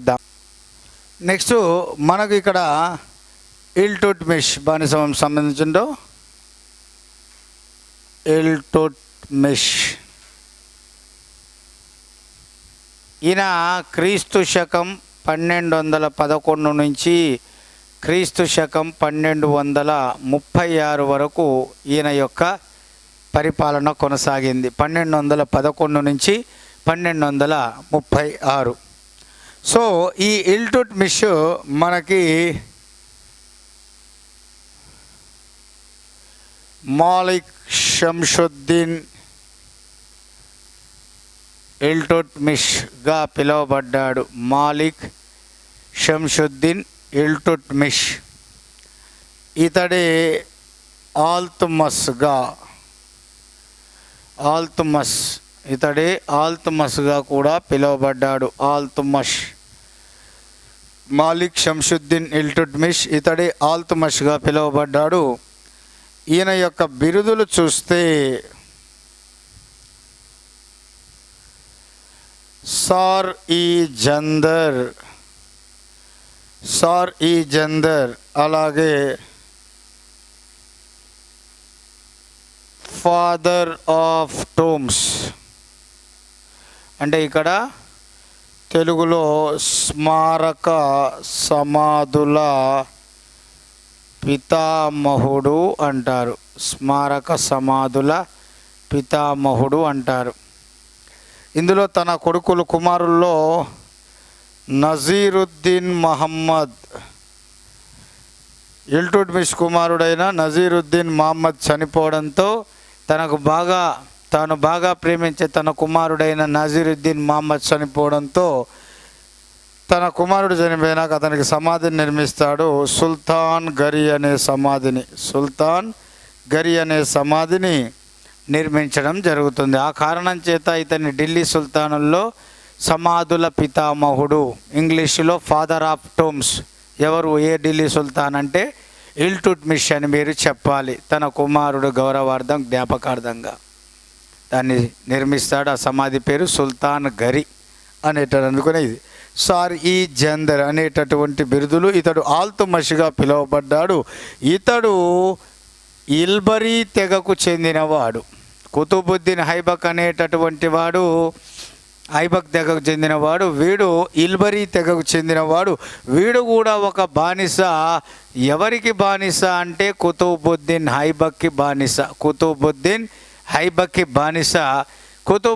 ఐబక్ దగ్గర బానిసగా ఉంటూ తన శక్తి సామర్థ్యాలతో బడయాన్ ప్రాంతానికి గవర్నర్గా నియమించబడ్డాడు. అంటే ఇల్టుట్మిష్ సింహాసనం అధిష్ఠించక ముందు కుతుబుద్దీన్ ఐబక్ కాలంలో బడయాన్ ప్రాంతానికి గవర్నర్గా ఉండడంతో పాటు ఈయన ముఖ్యంగా ఈ యొక్క ఐబక్ యొక్క కూతురుని కూడా వివాహం చేసుకోవడం జరిగింది. కుతుబుద్దీన్ ఐబక్ యొక్క కూతుర్ని ఇల్టుట్మిష్కి ఇచ్చి వివాహం చేస్తాడు. ప్లస్ బడయాన్ ప్రాంతానికి గవర్నర్గా ఉంటాడు. అలా ఐబక్ మరణించిన తరువాత ఆరం షాను తొలగించి తురుష్క సర్దారులతో కొంతమంది కూటమి సహాయంతో ఈ యొక్క బడయాన్ ప్రాంతానికి గవర్నర్గా ఉన్న ఇల్టుట్మిష్ అనేటటువంటి వాడు యొక్క ఢిల్లీ సింహాసనాన్ని అధిష్ఠించడం అనేది జరిగింది. ఇతని వాస్తవమైన ఢిల్లీ, వాస్తవమైన ఢిల్లీ సామ్రాజ్య స్థాపకుడు అంటారు. వాస్తవమైన ఢిల్లీ సామ్రాజ్య స్థాపకుడు అంటాము. ఒక్క మాటలో చెప్పాలంటే శైశవ దశలో ఉన్న ఢిల్లీ సామ్రాజ్యాన్ని యవ్వన దశకు తీసుకెళ్ళిన వాడు. అంటే అభివృద్ధి అప్పుడప్పుడే అభివృద్ధి స్టార్ట్ అయినా ఇంకా అభివృద్ధి చెందకుండా అప్పుడే ప్రారంభమైనటువంటి ఢిల్లీ సామ్రాజ్యాన్ని శైశవ అంటే బాల్య దశ నుండి యవ్వన అంటే ఇక్కడ అభివృద్ధి చెందని స్థాయి నుండి అభివృద్ధి చెందిన స్థాయికి అని అర్థం. శైశవ దశలో ఉన్న ఢిల్లీ సామ్రాజ్యాన్ని యవ్వన దశలో అంటే శక్తివంతమైనటువంటి బాగా అభివృద్ధి చెందిన సామ్రాజ్యంగా తీసుకెళ్ళిన ఘనతను సాధించాడు ఈ యొక్క ఇల్టుట్మిష్. అందుకని ఇతని వాస్తవమైన నిజమైన ఢిల్లీ సుల్తానుల సామ్రాజ్య స్థాపకుడు, నిజమైన ఢిల్లీ సుల్తానుల సామ్రాజ్య స్థాపకుడని ఎవరిని పిలుస్తారయ్యా అంటే ఇల్టుట్మిష్ అని చెప్పేసి అనాలి. ఎవరిని పిలుస్తారు? ఇల్టుట్మిష్ అని చెప్పేసి మీరు ఇక్కడ క్లియర్గా గుర్తుంచుకోవాలి మిత్రులారా. మరి ఇక్కడ నేను చెప్పదలుచుకున్నటువంటి మరో ముఖ్యమైనటువంటి విషయం ఏమిటయ్యా అంటే ఇక్కడ అత్యంత కీలకమైనటువంటి ఈ యొక్క ఇల్టుట్మిష్ అనేవాడు ఆనాటి ఖలీఫా ముస్తాసిర్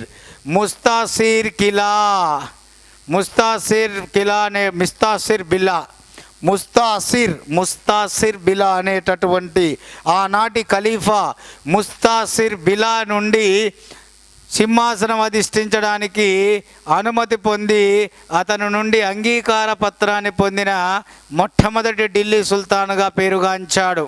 ఢిల్లీ సుల్తానుల్లో ఇల్టుట్మిష్ అనేవాడు ఖలీఫా అనుమతి పొంది సింహాసనం అధిష్ఠించాడు. మరి ఆనాటి ఖలీఫా ఎవరంటే ముస్తాసిర్ బిలా అనేటటువంటి వాడు. ముస్తాసిర్ బిలా ఆయన అనుమతి పొంది ఆయన నుంచి సుల్తాన్ అనేటటువంటి బిరుదును కూడా పొందాడు.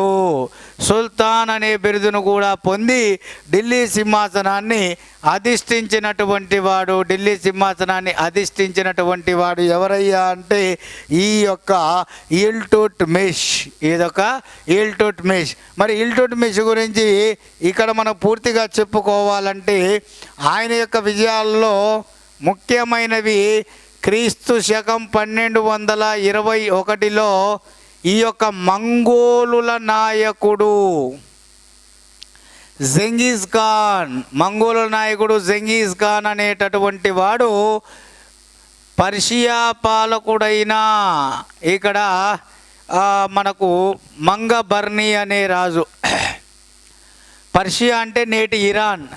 పర్షియా పాలకుడైన మంగబర్నీని ఓడించి వాణ్ణి చంపడానికి వాని ఎంపడి పడతాడు.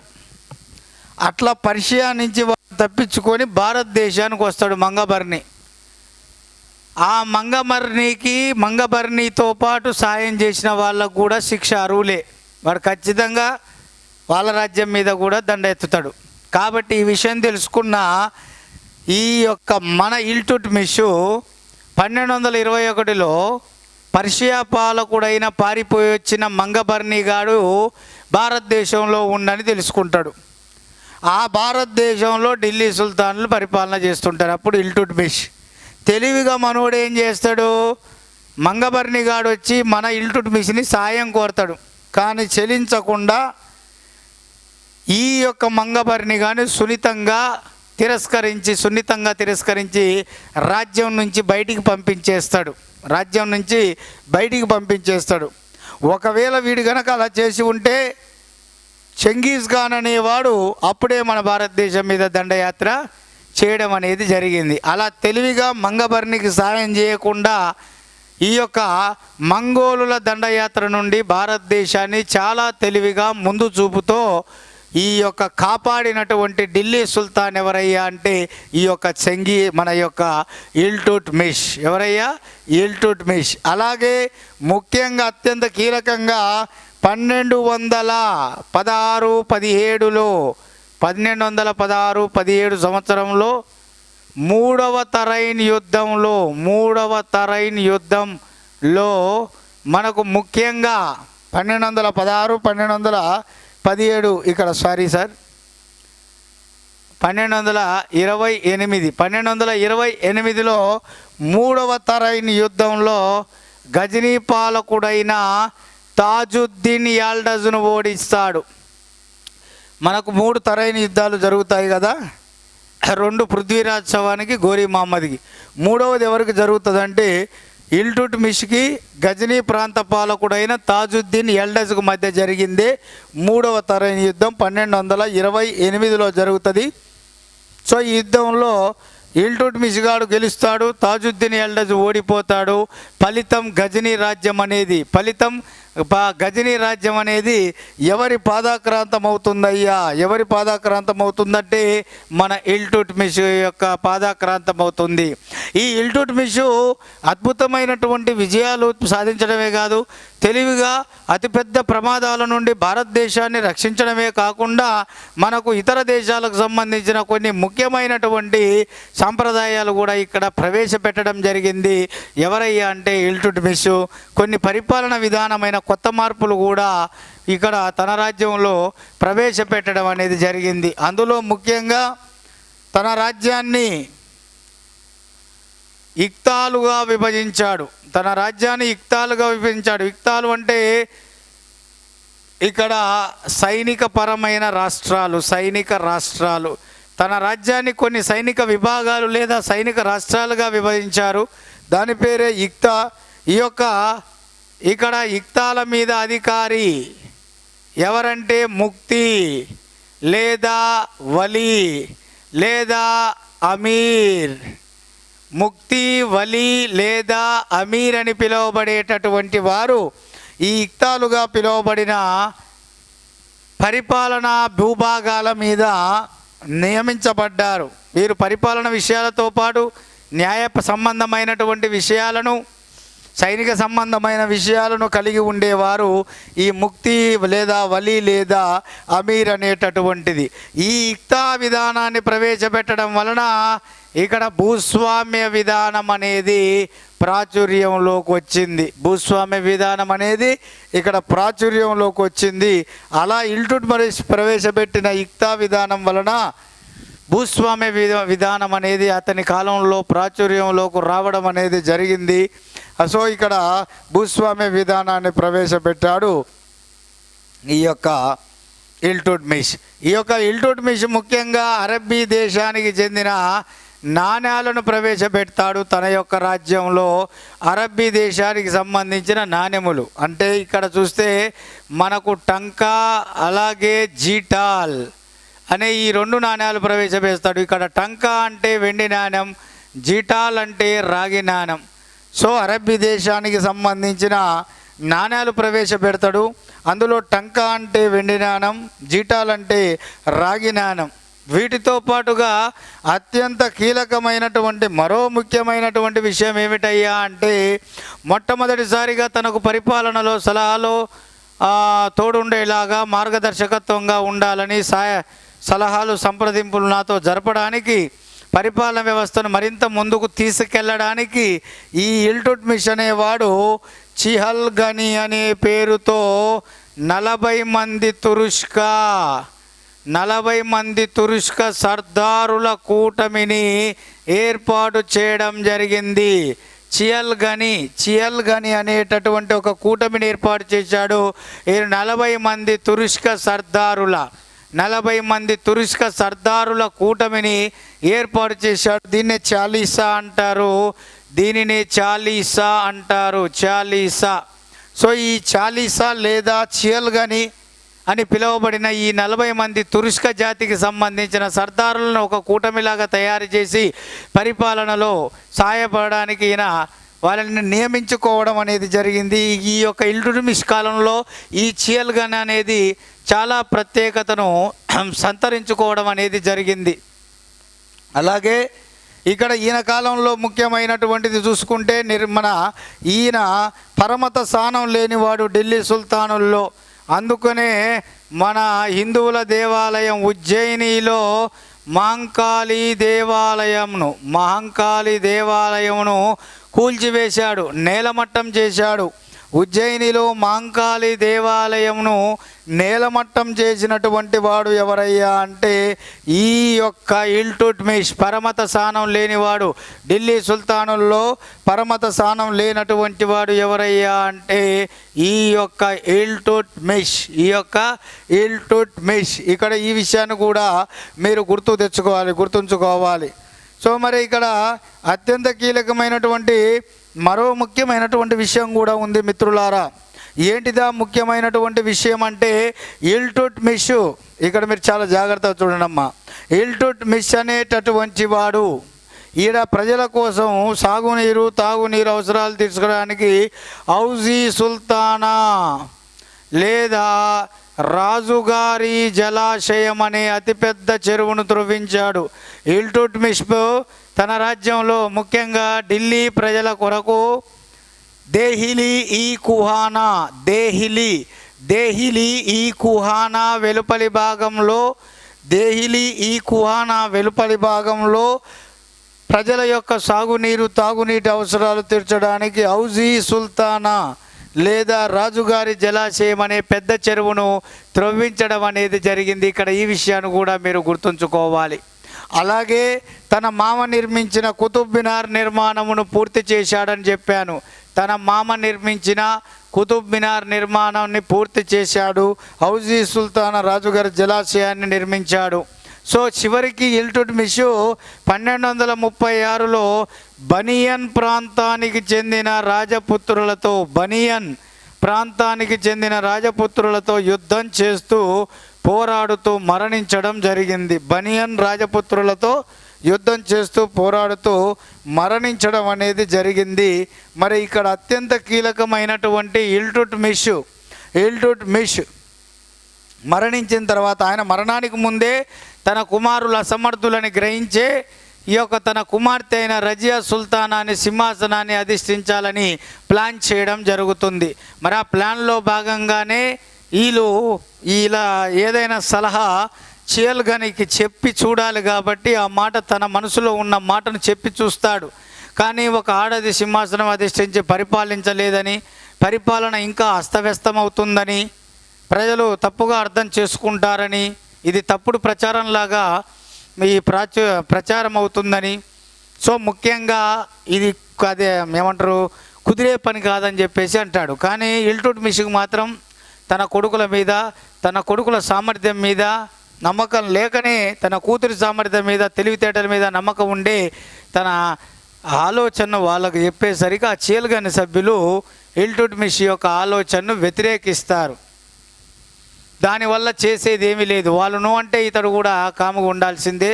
కాబట్టి అత్యంత ముఖ్యంగా రుక్నుద్దీన్ అనేటటువంటి వాడు ఎవరైతే ఇల్టుట్మిష్ కుమారుడు ఉన్నాడో, ఈ ఇల్టుట్మిష్ తర్వాత రుక్నుద్దీన్ అనేటటువంటి వాడిని ఈ చిహల్గని సభ్యులు సింహాసనం అధిష్ఠిస్తారు.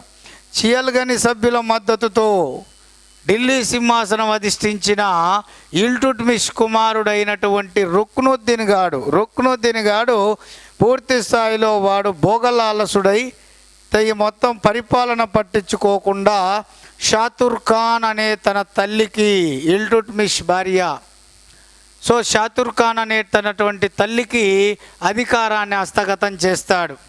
వాళ్ళు ఏదైతే కోరుకున్నారో ఆడ పరిపాలన వద్దని, ఒక స్త్రీ పరిపాలన, అదే పరిపాలన మళ్ళీ ఇక్కడ చోటైంది. రుక్నుద్దీన్ గాడు సింహాసనం అధిష్ఠించిన తర్వాత భోగలాలసుడై పరిపాలన పట్టించుకోకుండా తన తల్లి అయిన షాతుర్ఖానుకు పరిపాలన, తన అధికారాలను హస్తగతం చేయడం వలన ఆమె పూర్తి నిరంకుశత్వంతో అస్తవ్యస్తమైనటువంటి కొన్ని సంస్కరణలతో పరిపాలనను లోపభూయిష్టంగా చేయడానికి ప్రయత్నం చేయడం జరిగింది.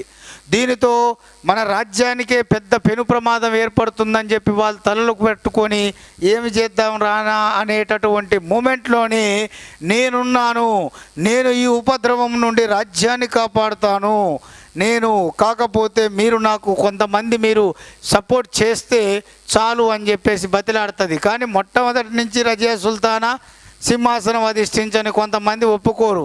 అందులో చియల్గని సభ్యుల్లో కొంతమంది, అందరిని ఒప్పించడం సాధ్యం కాదని చియల్గని 40 మంది తురుష్క సర్దారుల కూటమిలో ఎవరు చెబితే ఈ యొక్క సభ్యులు మొత్తం వింటారో వాళ్ళతో రహస్యమైన మంతనాలు జరుపుతుంది.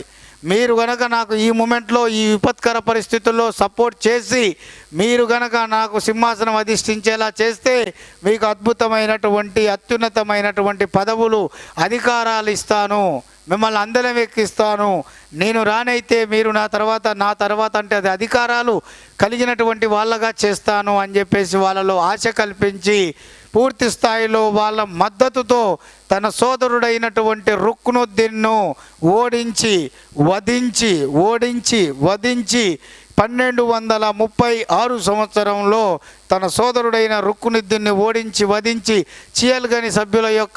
కొంతమంది చియల్గని సభ్యుల యొక్క మద్దతుతో 1236లో ఇల్టుట్మిష్ కూతురైన రజియా సుల్తానా ఢిల్లీ సింహాసనాన్ని అధిష్ఠించడం అనేది జరిగింది. మరి రజియా సుల్తానా పరిపాలన ఏ విధంగా ఉన్నదో దానికి సంబంధించిన సమాచారాన్ని చూద్దాం. ఇక్కడ మనకి రజియా సుల్తానా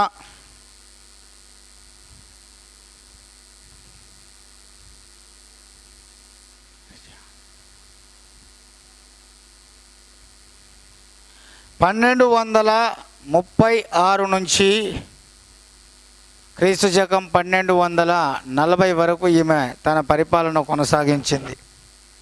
ఈమె ఇల్టుట్మిష్ కుమార్తె. అలాగే ఈమె భారతదేశ చరిత్రలోని ఢిల్లీ సింహాసనాన్ని అధిష్ఠించిన తొలి మహిళగా పేరుగాంచింది. ఇల్టుట్మిష్ కుమార్తె అయిన రజియా సుల్తానా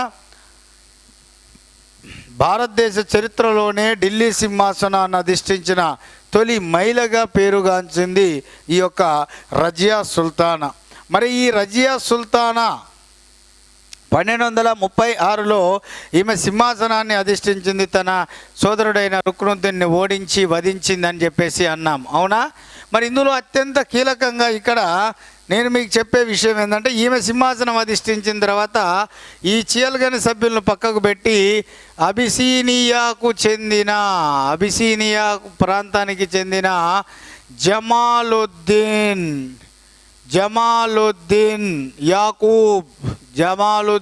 యాకూతును అశ్వదళాధికారిగా జమాలుద్దీన్ యాకూత్ను అశ్వదళాధికారిగా నియమించడం అనేది జరిగింది.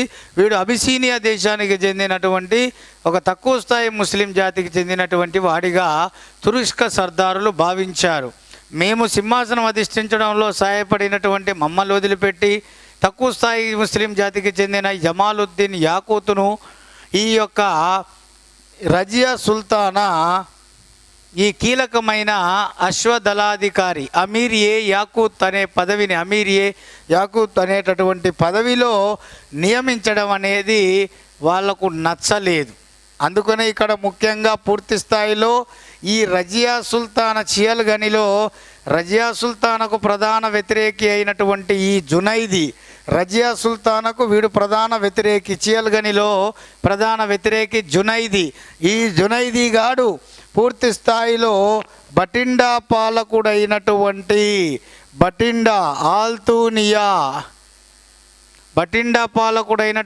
ఆల్తూనియాకు వీడు పూర్తిగా చెప్తాడు. సో అప్పుడు ఆల్తూనియా అనేటటువంటి వాడు ఈ యొక్క రజియా సుల్తానా మీద యుద్ధాన్ని ప్రకటిస్తాడు. రజియా సుల్తానా మీద యుద్ధాన్ని ప్రకటించడంతో ఈ ఆల్తూనియాకు తురుష్క సర్దారుల యొక్క మద్దతు లభిస్తుంది. రజియా సుల్తానా అనేటటువంటి ఆమె ఓడిపోయి సింహాసనం నుంచి తప్పుకుంటుంది. కానీ తెలివిగా తను కోల్పోయిన సింహాసనాన్ని మళ్ళీ తాను సంపాదించాలని ఏ బటిండా పాలకుడైన ఆల్తూనియా చేతిలో ఓడిపోయిందో అదే ఆల్తూనియాను వివాహం చేసుకొని అత్యంత కీలకంగా అతని సహకారంతో మళ్ళీ ఈ యొక్క చియల్గని మద్దతుతో మళ్ళీ సింహాసనాన్ని అధిష్ఠించడానికి ప్లాన్ చేస్తుంది. అందులో భాగంగానే ఆల్తూనియా చేతిలో ఓడిపోయిన రజియా సుల్తానా బటిండా పాలకుడైనటువంటి ఆల్తూనియాను పెళ్లి చేసుకొని ఢిల్లీకి వచ్చి సింహాసనం అధిష్ఠించాలని ప్లాన్ వేసుకుంటుంది. అలా వాళ్ళిద్దరు వివాహం చేసుకొని ఢిల్లీకి బయలుదేరినప్పుడు మార్గ మధ్యంలో వాళ్ళు అడవిలో సేద తీరుతారు ఒక ప్రాంతంలో. అక్కడనే ఈ యొక్క రజియా సుల్తానాను అలాగే బటిండా పాలకుడైన ఆల్తూనియాను ఇద్దరిని కూడా మూకుమ్మడిగా ఇద్దరిని కూడా ఒకేసారి హత్య చేయడం జరుగుతుంది. ఈ హత్యను చీయల్గనియే చేయించిందని, మళ్ళీ ఈమె వస్తే మన మీద అహంకారం పెత్తనం చేస్తుందని, మళ్ళీ మన అధికారాలు పోతాయని, ఇతర తక్కువ జాతికి చెందినటువంటి ముస్లింలకు మళ్ళీ అధికారం పెద్దగా కట్టబెడుతుందని ఇన్ని రకాలుగా భావించి అసలు ఢిల్లీలో అడుగు పెట్టకుండానే ఈ యొక్క ఆమెకు సపోర్ట్ చేసి వివాహం చేసుకొని సపోర్ట్ చేసిన ఈ యొక్క ఆల్తూనియాను కూడా రజియా సుల్తానాతో పాటు అడవిలో చంపేయడం జరుగుతుంది. అలా 1240లో రజియా సుల్తానా ఆమె చనిపోతుంది. రజియా సుల్తానా చనిపోతుంది. సో రజియా సుల్తానా తర్వాత మనకు అత్యంత ముఖ్యమైనటువంటి వాడు బహరం షా, అలాగే మనకు అత్యంత కీలకమైనటువంటి వాడు మసూద్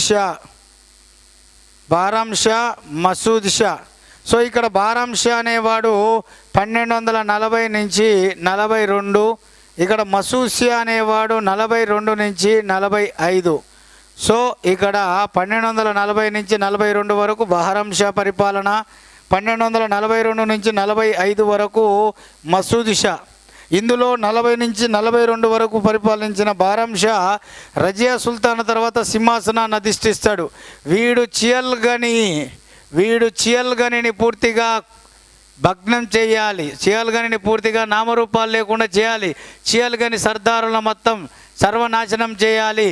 వీళ్ళు రాజుకు పట్టిన దరిద్రం, రాజు అధికారాలను నియంత్రించేటటువంటి ఒక పరికరంలో ఒక ఆయుధ పరికరం లాగా తయారయ్యారు అని భావించి ఆ చియల్గనిని ఎప్పుడెప్పుడు అంతమొందించాలని చెప్పేసి అనేక కుట్రలు పని ఆ కుట్రలన్నీ విఫలమై మనోడు నోరు మూసుకొని కూర్చోవడం జరిగింది. అంటే టోటల్గా బాల్బన్ కంటే ముందు చియల్గనిని వ్యవస్థను పూర్తిగా నామరూపం లేకుండా చేయాలి, ఆ అధికారులను అవసరమైతే కొంతమంది చంపించాలనే అనేటటువంటి ఆలోచనతో కుట్రలు కూడా పన్ని అవి విజయవంతం కాక ఈ యొక్క కాముగా ఉన్నటువంటి వాడు బహరం షా. సో మసూద్ షాని మాత్రం చియల్గని సభ్యులు మాత్రం పూర్తి మద్దతుతో సింహాసనాన్ని అధిష్ఠించడం అనేది జరిగింది. అంటే బహరం షాను గద్దెదించి మసూద్ షాను చియల్గని సభ్యులే పూర్తిగా వీడు వ్యతిరేకంగా పావులు కదుపుతున్నాడని తెలుసుకొని మసూద్ షాను 1242లో చియల్గని సభ్యులే ఈ యొక్క ఢిల్లీ సింహాసనాన్ని అధిష్ఠించాడు. అంటే చియల్గని సభ్యుల పూర్తి మద్దతు, పూర్తి సహకారంతో మసూద్ షా బహరం షా తర్వాత ఢిల్లీ సింహాసనాన్ని అధిష్ఠించడం అనేది జరిగింది. మరి వీరి తర్వాత వచ్చినటువంటి వారు ఎవరయ్యా అంటే నజీరుద్దీన్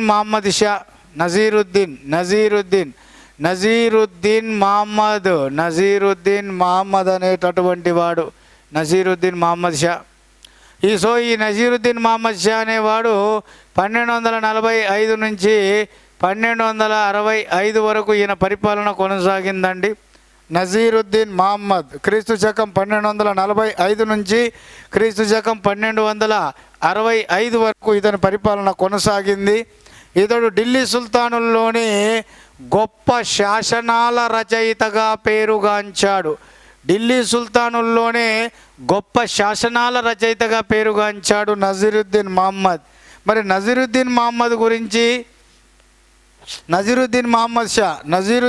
షా గురించి ఇక్కడ మనకు క్లియర్గా వివరిస్తున్నటువంటి గ్రంథాలు ఏమిటి? నజీరుద్దీన్ మహమ్మద్ షా గురించి ఇక్కడ నజీరుద్దీన్ గురించి వివరిస్తున్నటువంటివి ఏమిటంటే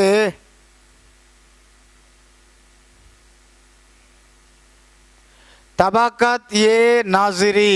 నజీరుద్దీన్ గురించి వివరిస్తుంది ఏంటంటే పర్షియన్ భాషలో రచించబడిన పర్షియన్ గ్రంథమైన తబాకత్ ఏ నాసిరీ. ఈ తబాకత్ ఏ నాసిరీ గ్రంథాన్ని మినాజుద్దీన్ సిరాజ్ అనేటటువంటి వాడు రచించాడు.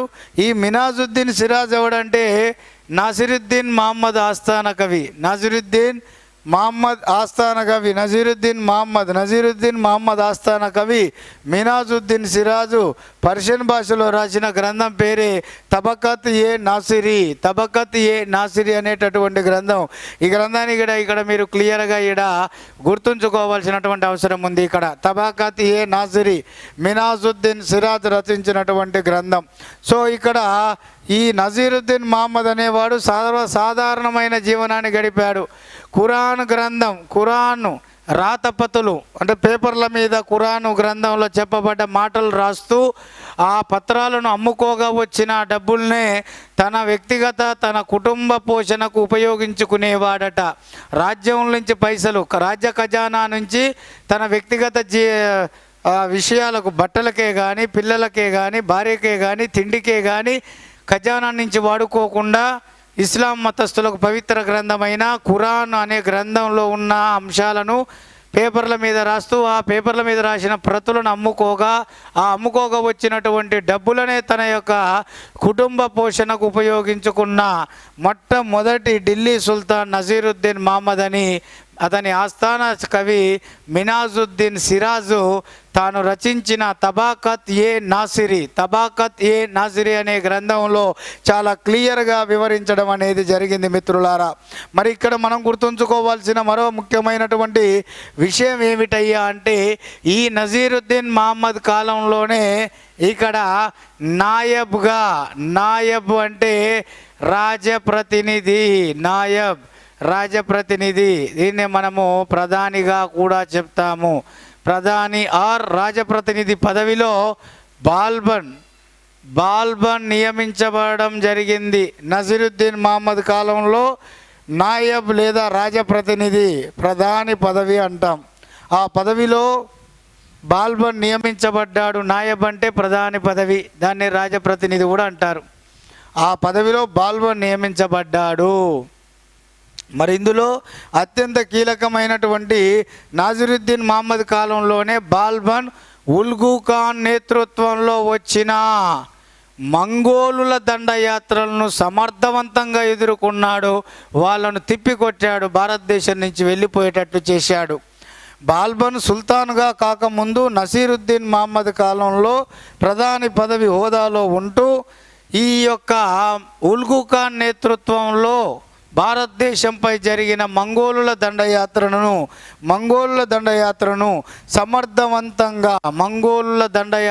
సమర్థవంతంగా తిప్పికొట్టినటువంటి వాడిగా పేరుగాంచడం అనేది జరిగింది. మరి ఈ బాల్బనికి ప్రధాన శత్రువు ఎవరంటే వ్యతిరేకి ఇమాదుద్దీన్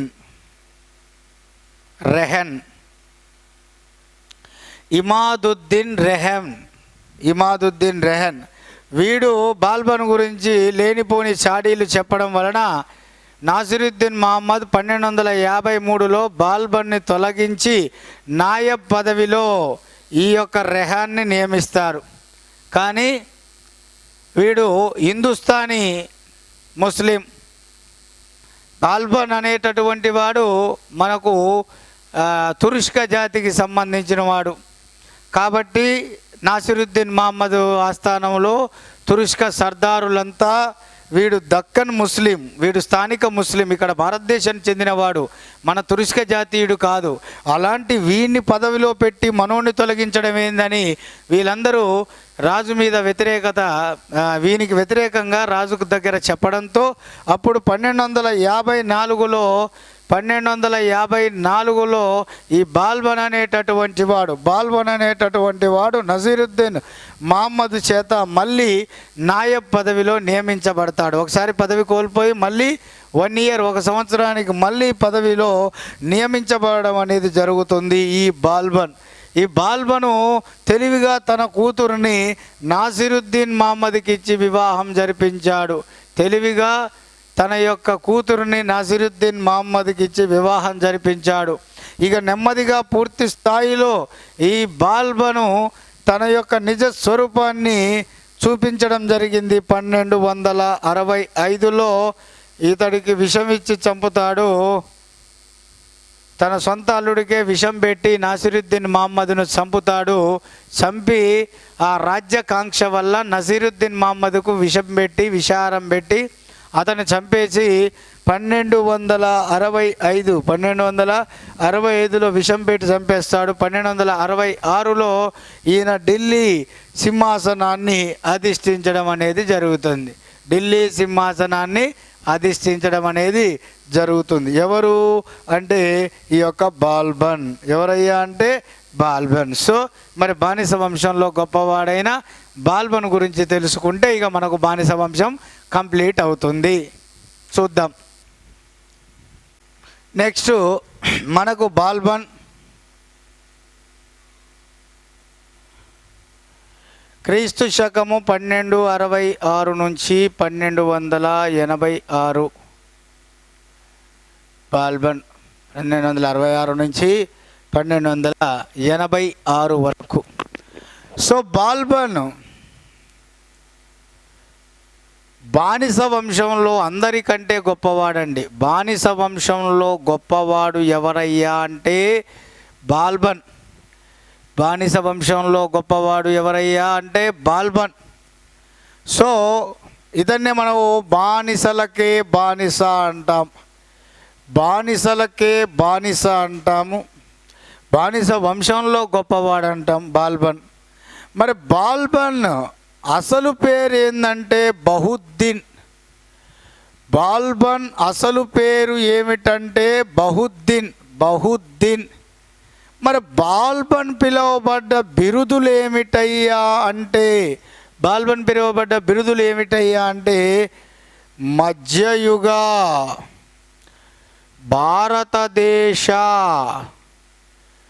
ఉక్కు మనిషి. మధ్యయుగ భారతదేశ ఉక్కు మనిషి ఉల్గు ఖాన్.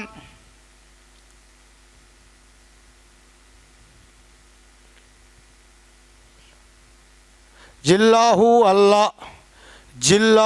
అల్లా. మధ్యయుగ భారతదేశ ఉక్కు మనిషి ఉల్గు ఖాన్, జిల్లాహు అల్లా. ఇవి ఇక్కడ మీరు గుర్తుంచుకోవాలి. మధ్యయుగ భారతదేశ ఉక్కు మనిషి ఉల్గు ఖాన్, జిల్లాహు అల్లా. జిల్లాహు అల్లా అంటే భగవంతుని నీడ అని అర్థం. భగవంతుని యొక్క నీడ. సో ఇక్కడ క్లియర్గా ఈ గుర్తుంచుకుంటే సరిపోతుంది. అసలు పేరు బహుద్దీన్. ఈ యొక్క బాల్బన్ ఇతను బానిస. ఎవరికి బానిస అంటే ఇల్టుట్మిష్కు బానిస. ఈ బానిస వంశంలో గొప్పవాడు బాల్బన్. ఇతను చిన్నతనంలోనే బస్రా అనే ప్రాంతంలో ఖ్వాజా జమాలుద్దీన్కు ఇతడు అమ్ముడు పోతాడు బానిసగా. ఖ్వాజా జమాలుద్దీన్ బస్రా అనే ప్రాంతంలో బాల్బన్ తన చిన్నతనంలో ఖ్వాజా జమాలుద్దీన్ అనేటటువంటి వ్యక్తికి బానిసగా అమ్ముడుపోతారు. సో అక్కడి నుంచి ఇల్టుట్మిష్ అనేటటువంటి వాడు కొనుక్కోవడం అనేది జరుగుతుంది. సో అక్కడ నుంచి పూర్తి స్థాయిలో ఇల్టుట్మిష్ కాలం నుంచి కూడా తాను తన యొక్క జీవితాన్ని ఒక పూలపాన్పు నుంచి రాలేదు. కష్టపడుకుంటూ ఎదిగి చివరికి సింహాసనాన్ని అధిష్ఠించే స్థాయికి వచ్చాడు. ఒక నీళ్లు మూసేటటువంటి వ్యక్తిగా, ఒక కూలీవాడిగా, ఒక సైనికుడిగా, వేట దళాధికారిగా, చీల్గని నాయకుడిగా, చివరికి ప్రధానిగా, మనకిప్పుడు సుల్తానుగా. అంటే ఇక్కడ మనం చూస్తే బాల్బన్ అనేటటువంటి వాడు ముఖ్యంగా చాలా నీళ్లు మూసేవాడిగా, అలాగే మనకిక్కడ సైనికుడిగా,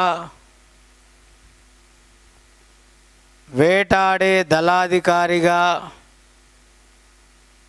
అలాగే ఇక్కడ మనకు చీల్గని నాయకుడిగా, అలాగే మనకిక్కడ నాయబుగా, చివరికి సుల్తాన్, ఢిల్లీ సుల్తానుగా రావడం జరిగింది. అంటే ఇక్కడ కూలివాడిగా నుంచి కూడా తాను సర్వసాధారణమైన కూలివాడిగా నీళ్లు మూసే వాణిగా, సైనికుడిగా, వేటాడే దళాధికారిగా, చీలగనే నాయకుడిగా, నాయబుగా ఉన్నాడు. ఇక్కడ మనకు అత్యంత కీలకమైనటువంటి దాంట్లో మనం చూస్తే ఇక్కడ మనకు వేటాడే దళాధికారి, సైనికుడు అనే రెండేమో మనకు రజియా సుల్తానా కాలంలో, ఇక్కడ చీలగని నాయకుడిగా ఇల్టుట్మిష్ కాలంలో, ఇక్కడ మనకు ఇల్టుట్మిష్ కాలంలో, అలాగే మనకి ఇక్కడ నాయబుగా నాసిరుద్దీన్ మహమ్మద్, ఇలా ఒక్కొక్కరి కాలంలో ఇక్కడ 3 ముఖ్యమైనటువంటి పాత్రలు పోషించాడు. వేటాడేటటువంటి దళాధికారిగా, అలాగే మనకి ఇక్కడ చీలగని కూటమిగా నాయకుడిగా ఇల్టుట్మిష్, అలాగే నాయబ్ పదవిలో నాసిరుద్దీన్ మహమ్మద్ కాలంలో ఉండడం జరిగింది. ఎవరయ్యా అంటే ఈ యొక్క బాల్బన్. మరి ఇదంతా ఎవరు చెప్పారు మనకు? ఈ విధంగా తన జీవితాన్ని ఈ విధంగా తీసుకొచ్చాడు అంటే లేన్ పూల్ అనే చరిత్రకారుడు. లేన్ పూల్ అనే చరిత్రకారుడు బాల్బన్ గురించి అంచెలంచెలుగా ఈయన ఈ విధంగా ఈ పదవులను అలంకరించాడు అనేటటువంటి విషయాన్ని మనకు ఇక్కడ క్లియర్గా వివరించడం అనేది జరిగింది. సో మరి అటువంటి ఈ యొక్క బాల్బన్ పూర్తి స్థాయిలో 1266లో సింహాసనం అధిష్ఠించడం అనేది జరిగింది బాల్బన్. ఈ బాల్బన్ అనేవాడు సింహాసనం అధిష్ఠించిన 1266లో పర్షియా దేశానికి సంబంధించిన 3 సాంప్రదాయాలను ప్రవేశపెట్టాడు. 3 సాంప్రదాయాలు. మరి ఏంటి ఆ పర్షియా దేశపు సాంప్రదాయాలు అంటే 1 సిజ్దా, 2 పైబోస్, 3 నవరోజ్ అనేటటువంటివి. సిజ్దా అంటే సాష్టాంగ నమస్కారం చేయాలి రాజుగారు కనబడగానే. పైబోస్ అంటే రాజుగారి సింహాసనాన్ని పాదాలను ముద్దు పెట్టుకోవాలి. రాజుగారి సింహాసనం పాదాలను చేతులను ముద్దు పెట్టుకోవడం, పాదాలను చేతులను ముద్దు పెట్టుకోవడం. సిజ్దా అంటే సాష్టాంగ నమస్కారం చేయడం. నవరోజ్ అంటే ఇది పర్షియా దేశంలో కొత్త సంవత్సర పండగ, నూతన సంవత్సర పండుగ పర్షియాలో. మరి ఈ యొక్క పర్షియాలో కొత్త సంవత్సర పండుగ అయిన నవరోజును ఇక్కడ ప్రవేశపెట్టాడు. దీని అర్థం ఏంటంటే ఇక్కడ పూర్తి స్థాయిలో ఈ రోజున చక్రవర్తిని యొక్క సందర్శించేటటువంటి వారు తప్పనిసరిగా ఏదో ఒక కానుక తీసుకొచ్చి చక్రవర్తి గారికి అందించి చక్రవర్తి గారి యొక్క గౌరవాన్ని, అభిమానాన్ని, ఆశీస్సులను పొందాలన్న ఉద్దేశంతో ఈ నవరోజ్ పండుగను కూడా పర్షియా దేశానికి సంబంధించిన ఈ 3 కొత్త రాజరిక విధానాలను ప్రవేశపెట్టడం అనేది జరిగింది. అంతేకాదు బాల్బను రాజు దైవాంశ సంభూతుడు, రాచరికం దైవదత్తం అనే సిద్ధాంతాలను నమ్మడం జరిగింది. వాటిని ఆచరణలోకి తీసుకురావడం జరిగింది. ఈ భూమి మీద రాజు అనేవాడు భూమి మీద భగవంతుని యొక్క నీడ. మేము భగవంతుని యొక్క నీడలం, రాజులు అనేవాళ్ళం. ఈ భూమి మీద రాజులు అనేవాళ్ళం భగవంతుని యొక్క ప్రతినిధులం. రాజే కనుకే కనపడే రాజే దైవాంశ సంభూతుడు. రాజరికం అనేది రాజుకు దైవదత్తం, మాకు దైవదత్తంగా వచ్చిన అధికారం రాజరికం అనేది మేము తీసుకుంటా రాలేదంటూ ఆ రాజు దైవాంశ సంభూతుడనే భావనను, రాజరికం దైవదత్తం అనేటటువంటి సిద్ధాంతాన్ని ప్రాచుర్యంలోకి తీసుకెళ్ళినటువంటి వాడు. అంతేకాదు ఎప్పుడు ఆ రాజరికం టీవీగా అవపడాలని ఎప్పుడు ఖరీదైన దుస్తులు ధరించేవాడు. తన యొక్క ఆస్థానంలో ఎప్పుడు నిశ్శబ్దంగా ఉండాలనే ఆర్డర్సు జారీ చేసినటువంటి వాడు. అపహాస్యాలు అనేటటువంటివి లేకుండా, బిగ్గరగా నవ్వకుండా ఎప్పుడు నిశ్శబ్దంగా ఉండేటట్టుగానే మామూలుగా ఎక్కువగా ప్రయత్నించాడు. రాజు అనేవాడు భగవంతుని ప్రతినిధి కాబట్టి ఎవరితో పడితే వాళ్ళతో, ప్రతి ఒక్క వ్యక్తితో మాట్లాడటానికి వీలు ఉండకూడదు. రాజు అనేవాడు ఆ స్థాయిలో ఉండాలి, భగవంతునితో సమానంగా చూడబడాలి. కాబట్టి ఈ యొక్క బాల్బన్ ఏం చేసిండంటే నేరుగా ప్రజలతో మాట్లాడకుండా ఈయన ప్రజలతో నేరుగా మాట్లాడకుండా ప్రజల యొక్క సమస్యలను అడిగి తెలుసుకోవడానికి, ఆ ప్రజల సమస్యలను తనకు విన్నవించడానికి, తాను చెప్పిన పరిష్కారాలను ప్రజలకు అధికారులకు చెప్పడానికి బాల్బన్ మొట్టమొదటిసారిగా చాంబర్లీన్ అనేటటువంటి అధికారులను నియమించుకోవడం అనేది జరిగింది మిత్రులారా. అంతేకాదు ఈయన కొన్ని వినూత్నమైన కార్యక్రమాలు కూడా కొన్ని తన రాజ్యంలో ప్రవేశపెట్టారు. ఎవరైనా తనను విదేశీయులు కలవడానికి వస్తే విదేశీయులు తన ఆస్థానంలో మొకాళ్ళ మీద నడుచుకుంటూ రావాలి. తన ఆస్థాన ప్రారంభం నుంచి రాజు యొక్క సింహాసనం వరకు, రాజు అభిముఖంగా వచ్చేంత వరకు కూడా విదేశీయులు మొకాళ్ళ మీద మాత్రమే నడుచుకుంటూ రావాలి అని చెప్పేసి క్లియర్ ఆంక్షలు తీసుకొచ్చాడు. ఎవరయ్యా అంటే ఈ యొక్క బాల్బన్ అన్ని కఠినమైనటువంటి విధానాలను అనుసరించినటువంటి వాడు, అన్ని కఠినమైనటువంటి క్రూర వైఖరిని అవలంబించిన వాడు, కొన్ని వినూత్నమైనటువంటి ఈ యొక్క పద్ధతులను తన రాజ్యంలో తీసుకొచ్చినటువంటి వాడు ఎవరయ్యా అంటే ఈ యొక్క బాల్బన్ అనేటటువంటి వాడు. మరి ఈ బాల్బన్ అనేటటువంటి వాడు ముఖ్యంగా ప్రజలకు విఘాతం కలిగిస్తున్న ఢిల్లీ చుట్టుపక్కల ఆ అటవీ పరిసరాల్లో తిరుగుతున్న మియో లేదా మివాటీలనే దారిదోపిడి దొంగలను పూర్తిగా అంతమొందించాడు. మియో లేదా మివాటీలనే దారిదోపిడి దొంగలను అంతరించాడు. వాళ్ళని అలాగే ఆ ఢిల్లీ చుట్టుపక్కల అడవులను నరికించి వ్యవసాయ భూములుగా, సారవంతమైన భూములుగా మార్చి వ్యవసాయ అభివృద్ధికి పాటుపడిన ఢిల్లీ సుల్తానుగా పేరుగాంచాడు. ఎవరయ్యా అంటే బాల్బన్. ఈ విషయాన్ని కూడా మీరు క్లియర్గా తెలుసుకోవచ్చు. అంతేకాదు రాజ్యంలో అధికారుల పనితీరు ఎలా ఉంది, ప్రజలు రాజ్యం గురించి, సుల్తాన్ గురించి ఏమనుకుంటున్నాడు, దొంగతనాలు ఉన్నాయా, కల్తీతనం ఉందా, అక్రమాలు ఏమైనా జరుగుతున్నాయా, రాజ్యానికి కుట్రలు జరుగుతున్నాయా, ఈ అన్ని విషయాలు తెలుసుకోవడానికి మొదటిసారిగా దివాన్-ఈ-బరీద్ అనే గూఢాచారి శాఖను దివాన్-ఈ-బరీద్ అనే గూఢాచారి శాఖను ఏర్పాటు చేయడం అనేది జరిగింది. దివాన్-ఈ-బరీద్ అనే గూఢాచారి శాఖను ఏర్పాటు చేయడం జరిగింది. అంతే సైనిక సంస్కరణలు మరింత శక్తివంతంగా తీసుకురావడానికి, సైనిక విధానంలో ఏకీకృత శక్తివంతమైనటువంటి వ్యవస్థను ముందుకు తీసుకురావడానికి ఈయన దివాన్-ఈ-అరీజ్ అనే సైనిక శాఖను ఏర్పాటు చేశాడు. మిలిటరీ శాఖ దివాన్-ఈ-బరీద్ అనే గూఢాచారి శాఖను, అలాగే దివాన్-ఈ-అరీజ్ అనేటటువంటి సైనిక శాఖను ఏర్పాటు చేయడం అనేది జరిగింది ఈ యొక్క బాల్బన్.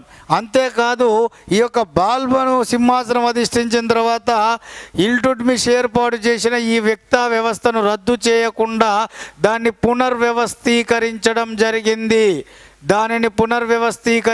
జరిగింది. కానీ ఇల్టుట్మిష్ ఏర్పాటు చేసిన చియల్గని వ్యవస్థను మాత్రం ఈ యొక్క రద్దు కూకటి వేళ్లతో అంటే చివరి వేళ్లతో ఏది మిగలకుండా కూకటి వేళ్లతో పూర్తిగా పెకలించి వేసినట్లుగా ఈ చియల్గన్ వ్యవస్థను తన యొక్క పరిపాలనా కాలంలో బాల్బన్ రద్దు చేశాడు. కానీ ఇక్తా వ్యవస్థను రద్దు చేయకుండా దాన్ని పునర్వ్యవస్థీకరించడం జరిగింది. అంతేకాదు తన రాజ్యంలో మంగోలుల యొక్క దండయాత్రలను సమర్థవంతంగా ఎదుర్కోవడానికి భారతదేశ వాయువ్య సరిహద్దు ప్రాంతాలను మంచి మరమ్మతులు చేయించి ఆ ప్రాంతాల మీద మన సైనిక వ్యవస్థను నిబిడీకృతం చేయడం అనేది జరిగింది. అందులో భాగంగానే తన పెద్ద కుమారుడైనటువంటి మహమ్మదును భారతదేశ వాయువ్య ప్రాంతాలైన సింధు, లాహోర్ రాష్ట్రాలకు గవర్నర్గా నియమించడం జరిగింది. ఈ యొక్క బాల్బను సింధు, లాహోర్ రాష్ట్రాలకు గవర్నర్గా తన పెద్ద కొడుకు, ఇష్టమైన కొడుకైన మహమ్మదును నియమించడం జరిగింది. అక్కడ నియమించబడినటువంటి మహమ్మద్ ఏ విదేశీయుడైనా భారతదేశానికి రావాలంటే వాయువ్య ప్రాంతం నుంచే, ఆ సరిహద్దుల ప్రాంతాల నుంచే రావాలి.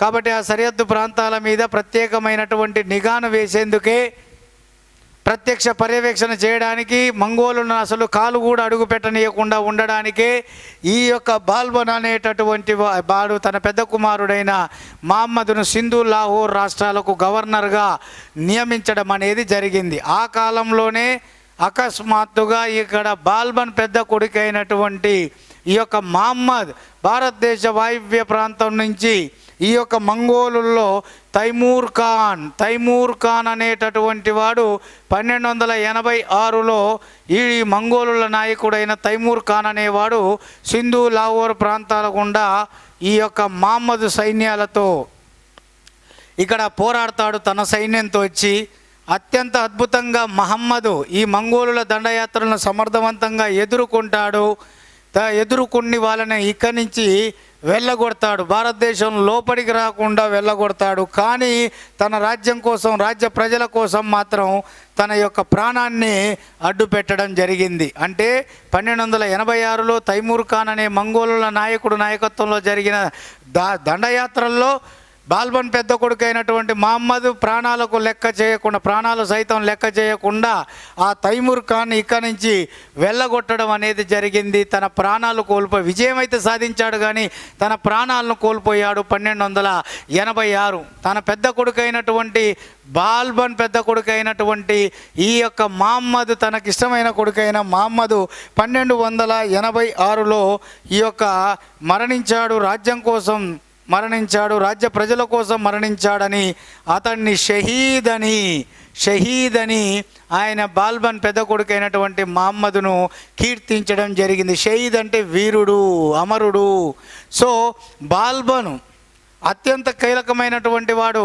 కొన్ని విషయాల్లో ఎంత కఠినాత్ముడో, కొన్ని విషయాలు ఎంత మంచివాడో, కొన్ని విషయాల్లో అంత కఠినాత్ముడు. తన మాట ఎవడైనా ధిక్కరిస్తే అది వాడిని చివరికి చంపే వరకు వాడు వదిలిపెట్టేవాడు కాదు, లేదా తన కాళ్ళ దగ్గరికి తెచ్చుకునేవాడు కాదు.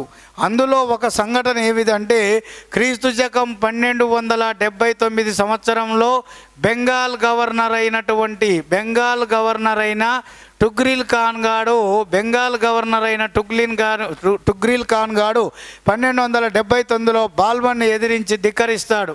సో ఆ టుగ్రిల్ ఖాన్ను స్వయంగా బాల్బనే తన సైన్యంతో వెళ్ళి టుగ్రిల్ ఖాన్ను అణిచివేసి వాడిని ఘోరంగా అతి కిరాతకంగా చంపి వాని శవాన్ని ఆ యొక్క బెంగాల్ ప్రవేశ ద్వారం దగ్గర అక్కడ వేలాడదీయడం అనేది జరుగుతుంది. ఇంకొకడు ఎవడు కూడా ఈ తప్పు చేయకుండా, ఎవడు ఎదిరించకుండా ఉండడానికి 1279లో తనను ఎదిరించిన బెంగాల్ గవర్నర్ అయిన టుగ్రిల్ ఖాన్ మీద దాడి చేసి విజయం సాధించి వాడిని ఓడించి వాడిని అతి కిరాతకంగా బహిరంగంగా కాళ్ళు చేతులు ఈ యొక్క బాగా గట్టిగా లాగి విరిగేటట్టుగా చేసి వాని యొక్క మొండాన్ని తలను మాత్రమే అక్కడ ప్రవేశ ద్వారానికి కట్టి ఆ యొక్క తల మొత్తం ఎండిపోయి పుర్రె అయిందాక కూడా అలాగే ఉంచడం జరిగిందట. ఎందుకంటే అది చూస్తున్నప్పుడల్లా కూడా పూర్తి స్థాయిలో ఇంకొకడు ఈ యొక్క బాల్బనుకు ఎదురు చెప్పొద్దనేటటువంటి ఆ గుర్తు అందరిలో రావాలనేటటువంటి భావంతో వీడు ఇలా చేసి ఉంటాడు. సో మరి అది అత్యంత ఘోరమైనటువంటిది. టుగ్రిల్ ఖాను తిరుగుబాటును అణిచివేయడం, టుగ్రిల్ ఖాన్ని చంపడం. సో మరి కొన్ని సందర్భాల్లో అన్ని మంచి రకాలైనటువంటి పనులు చేసి కొన్ని రకాల్లో అతి కఠినమైనటువంటి విధానాలను ఆయన అనుసరించడం జరిగింది. ఏమంటారు దీన్ని? బ్లడ్ అండ్ ఐరన్ పాలసీ అంటాం. బ్లడ్ అండ్ ఐరన్ పాలసీ విధానాన్ని బానిస వంశంలో అనుసరించినటువంటి వాడెవరంటే ఈ యొక్క బాల్బన్. మరి ఈయన కాలం నాటి ముఖ్యమైనటువంటి నిర్మాణాల్లో చెప్పుకోదగ్గది ఢిల్లీలో నిర్మించిన రెడ్ ప్యాలెస్ అనేది ఎర్ర భవంతి. ఢిల్లీలో నిర్మించిన రెడ్ ప్యాలెస్ అనేది అత్యంత కీలకమైనటువంటి నిర్మాణము. బాల్బన్ కాలంలో ఢిల్లీలో నిర్మించబడినటువంటి నిర్మాణంగా చెప్పుకోవచ్చును. ముఖ్యంగా ఈ యొక్క బాల్బన్ తన పెద్ద కొడుకైన మహమ్మద్ చనిపోయిన తర్వాత అనారోగ్యంతో 1286 సంవత్సరంలో బాల్బన్ పెరాలసిస్ వ్యాధితో మంచాన పడి చనిపోతాడు. పక్షవాతం వ్యాధితో మరణిస్తాడు. సో బాల్బన్ తర్వాత బాల్బన్ రెండో కుమారుడైనటువంటి బ్రూగా ఖాన్ అనేటటువంటి వాని కొడుకు పేరే కైకూబాద్. ఈ కైకూబాద్ అనేటటువంటి వాడు సింహాసనాన్ని అధిష్ఠిస్తాడు 1286 నుంచి 89 వరకు. సో ఇక్కడ 1289 వరకు. సో కైకుబాద్ 1286లో బాల్బన్ పెరాలసిస్ వ్యాధితో మరణించే నాటికి బ్రూగా ఖాన్ అనేటటువంటి వాడు, బ్రూగా ఖాన్ అనేవాడు బెంగాల్ గవర్నర్గా నియమించబడతాడు. బెంగాల్ గవర్నర్గా టుగ్రిల్ ఖాన్ని చంపిన తర్వాత తన రెండవ కుమారుడైన బ్రూగా ఖాన్ని బాల్బన్ బెంగాల్ గవర్నర్గా నియమిస్తాడు. సో ఈయన చనిపోయిన తర్వాత ఈ యొక్క ఢిల్లీ పాలకుడిగా ఈ బ్రూగా ఖాన్ కుమారుడైన కైకుబాద్ అనేది సింహాసనాన్ని అధిష్ఠిస్తాడు. సో బానిస వంశంలో చివరి పాలకుడు ఎవరంటే కైకుబాద్. కైకుబాద్ ఎవరి కుమారుడంటే బ్రూగా ఖాన్ అనేటటువంటి వాని కొడుకు, అంటే బాల్బనికి మనవడే కైకుబాద్. ఈయన సింహాసనం అధిష్ఠిస్తాడు. ఇతను కూడా సింహాసనం అధిష్ఠించిన కొంతకాలానికి ఇతను కూడా పెరాలసిస్ వ్యాధితో బాధపడతాడు. పెరాలసిస్ వ్యాధి, పక్షవాతం వ్యాధితో సింహాసనాన్ని అధిష్ఠించి అదే పక్షవాతం వ్యాధితో పరిపాలన చేస్తాడు.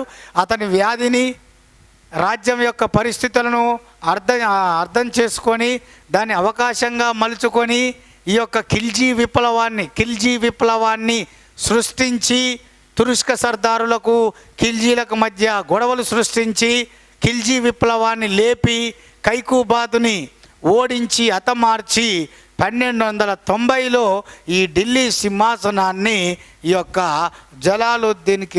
ఢిల్లీ సింహాసనాన్ని జలాలుద్దీన్ ఖిల్జీ అధిష్ఠించడం అనేది జరిగింది. అలా బానిస వంశాన్ని నిర్మూలించి ఈ యొక్క కైకుబాద్ దగ్గర సైన్యాధిపతిగా ఉన్న జలాలుద్దీన్ ఖిల్జీ విప్లవాన్ని సృష్టించి ఈ యొక్క ఖిల్జీ వంశాన్ని 1290లో ఈ యొక్క ఢిల్లీని రాజధానిగా చేసుకొని స్థాపించడం అనేది జరిగింది. మరి ఇక్కడ అత్యంత కీలకమైన బానిస వంశం తర్వాత మనము ఖిల్జీ యొక్క పరిపాలన చక్రవర్తులు చూద్దాం.